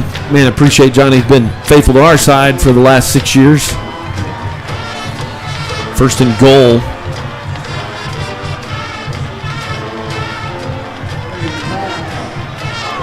Well, they just did us a favor there. Yeah, they did.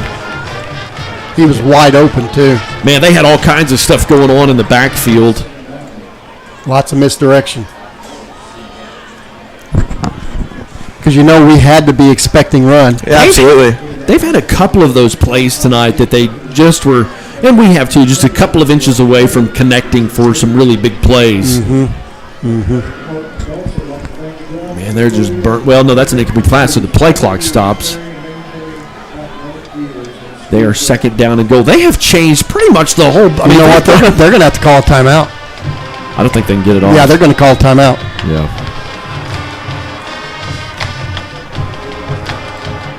We will take this one with them. Going to take a quick timeout when we come back for the last 1:37 of Mustang football. Be back with more right after this.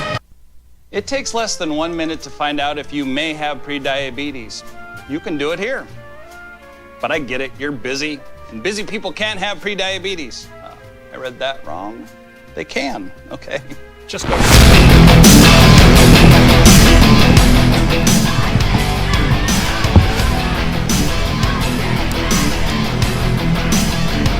All right.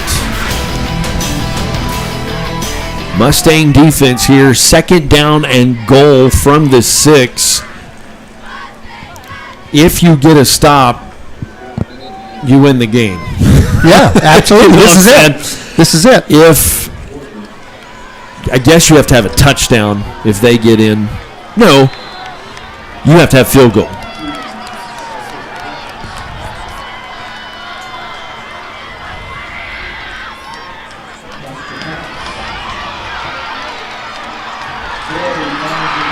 I don't know that hurts you. I mean, yeah, you would have loved to be able to stop them. It's only tied, so they've been going for 2.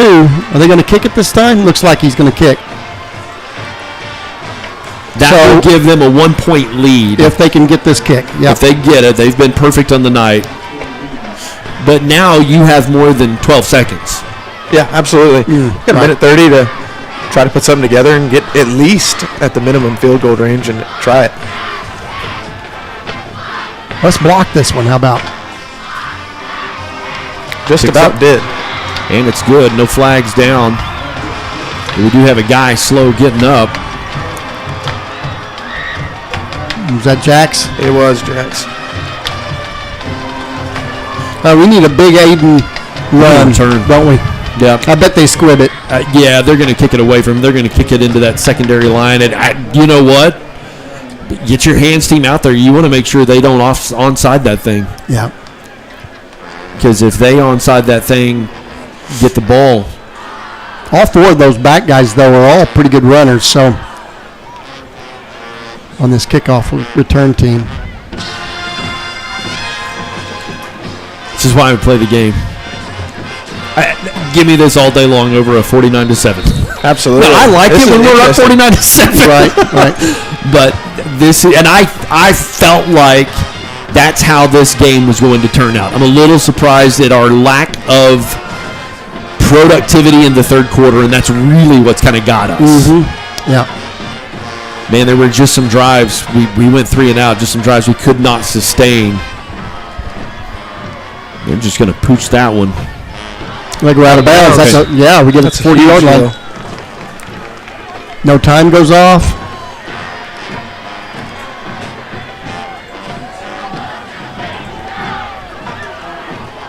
A minute 29 left to play. It's basically a playoff game for the Mustangs. You lose tonight, your path to that number 4 position gets really, really hard. You're going to have some help along the way. You're going to have to beat a really good Grove team.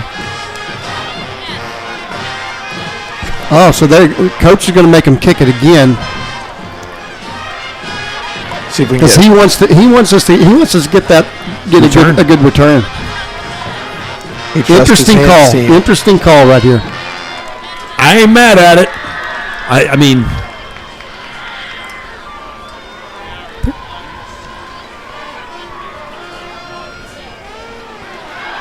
Maddox cut back. About to the same place, actually 2 yards behind, but you had an opportunity. Yep. It only used 2 seconds. Yeah. Anything can happen on those special teams because you're literally spread across the field. You catch a lane. Need a little Mustang magic here and a couple of completed passes. Yep. Well, they've got the prevent defense in. They've got 4 guys 20 yards off the ball. So you have 1 timeout. You're going to be able probably to gash them on some quick plays. Well, they've come out of that prevent. Yeah, they have. But the clock does stop after every first down. So see a flag come off on this side, assuming that's going to be a holding call on the Mustangs.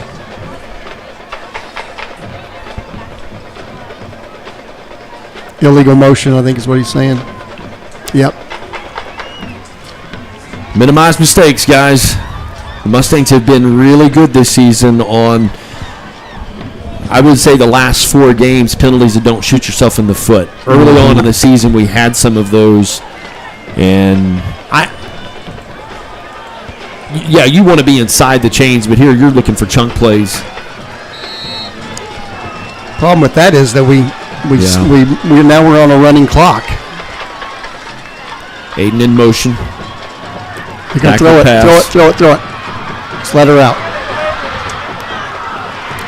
Maddox is saying, hey, couldn't run because the guy was holding me, but he'll not get any sympathy. That does stop the clock. Second down, 15 coming up. I like it. Creativity. If that connects. Coach is asking why didn't he get the call? And nobody wants to talk to him. No, that back judge isn't even looking. It's good to be deaf as an official.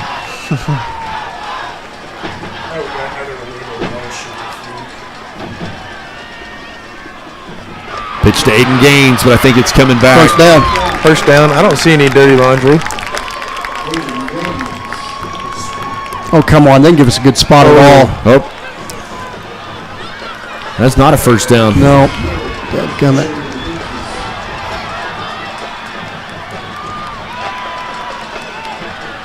There it is. Get out of bounds. Good job. There you go. There's your first down with 42.9. Clock is stopped. You're on the other side of midfield. We need probably 20 yards to get in a. That would make it about a 40-yarder. That's a long one.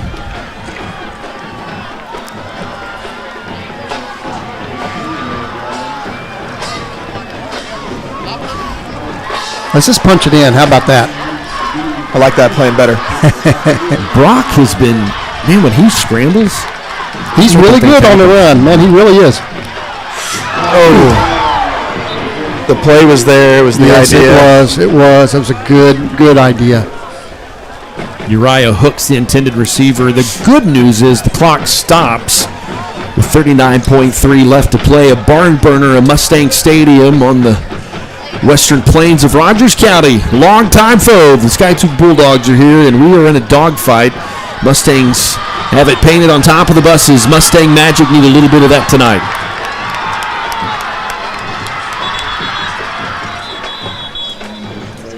Oh, they called a timeout. They burned their last one there. We'll keep it here for just a second.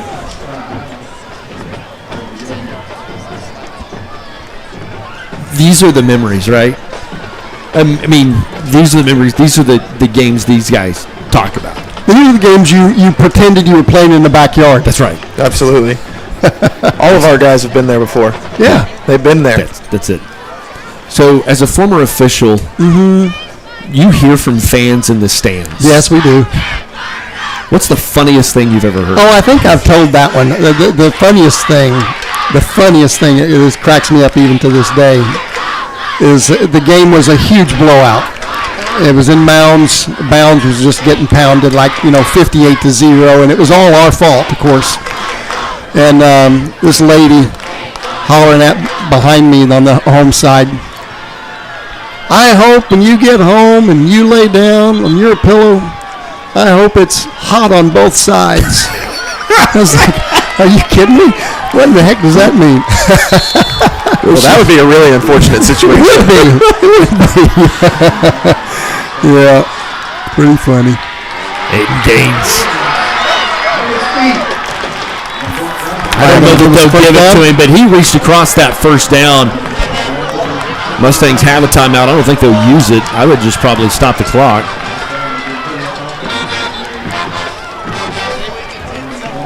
Good play.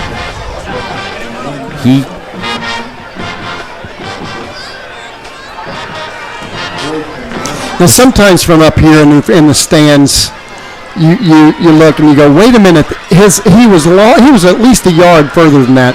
The problem is that you have to call they're down wherever the ball is when the knee touches. So it doesn't matter if his whole body is another yard. if he was down, the ball is down right where his knee is. Just get that first down. Get out of bounds. White hit. 13.9. I don't see any laundry on the field. Good, clean blocking by the defense. By your offensive line, so no holding. Coach is wanting a late hit. He's down on the sideline again. Is he on the field? Where's he at? Aiden's on the sideline on the ground. Laying on the ground right here. So we called our last time out then. No, the officials did. Officials. Oh, usually when they're off the field, they don't call that. That's a little bit of a break for us. Because when they're out of the field to play, there's no reason to stop the clock. He can't go in though, can he? No, he will not be able. The clock stopped because he went out of bounds. Right. But he can't go in. No, he has to sit out of play. Yeah. But I am really shocked that they gave him that. That's basically a timeout for you to get your guys together and make the next play. Lustig. Reed Barron, the man that has had himself a night. If you're Ben Hogue, where is every yard helps. Yeah, where is he? Is he even practicing?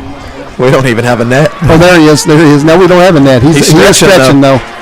Oh, wouldn't that be awesome? That'd be awesome. Because he missed for several games, just injured. He's got the leg. Yeah. It's the accuracy at this distance, at this age. He's just a sophomore. 11 seconds left to play. The Mustangs trail by 1. Second down and 3.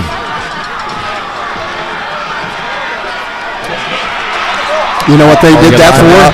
They did that so that that's where he wanted it. That's where he wanted it. The right hash.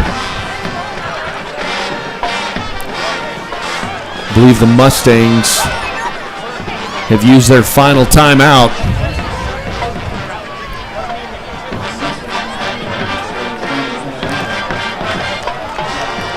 That's a great job on offense for us. I've got my eyes on Dad. Yeah, right.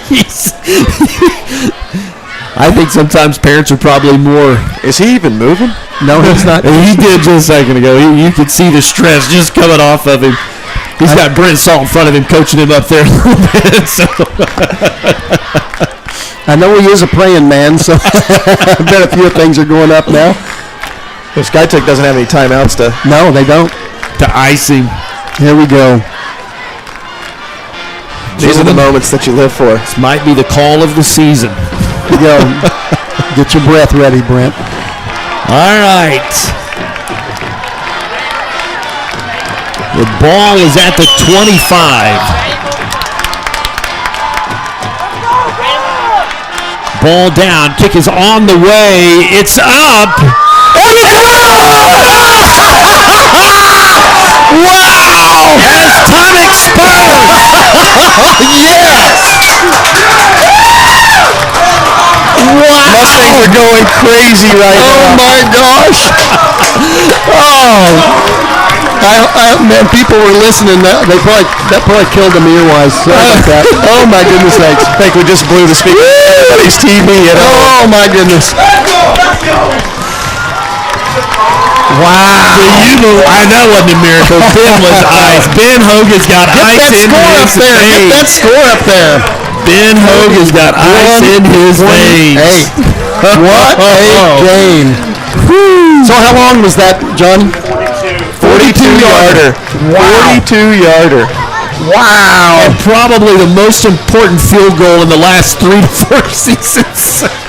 Wow! What a kick! But listen, guys, our offense had to move the ball down there with a freshman quarterback with a minute left. Wow! How big was that catch from Reed Barron and Aiden Gaines with the awareness to come across the field and get out of bounds? Oh my gosh, that was fantastic.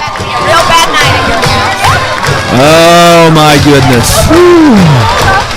Folks, just enjoy that for a second.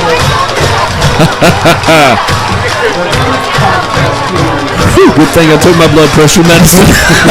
Me too. Me too. I think we all went berserk on the mic at the exact same time. I think we did too. And I think the Mustang faithful are fine with it. It just adds to the drama of the moment. Kim Atkins is probably going to try to take credit for this. You know, she will. Yes.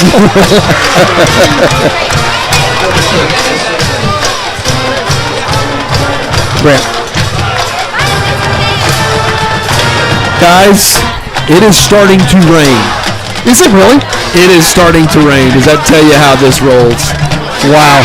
We are on the air at 6:30 next Friday night at Grove. The Mustangs currently solely in 4th place in 4A3. Woo-hoo! We'll have to deal with Wagner in a couple of weeks. But for the entirety of the Mustang broadcast crew, you joined us for senior night. How big of a win was this? Seth Jackson, Todd Brock, man, I appreciate you guys. Wouldn't want to have done it with anybody else. Been fantastic. All right, join us next Friday night, 6:30 on the road at Grove. Good night, everybody.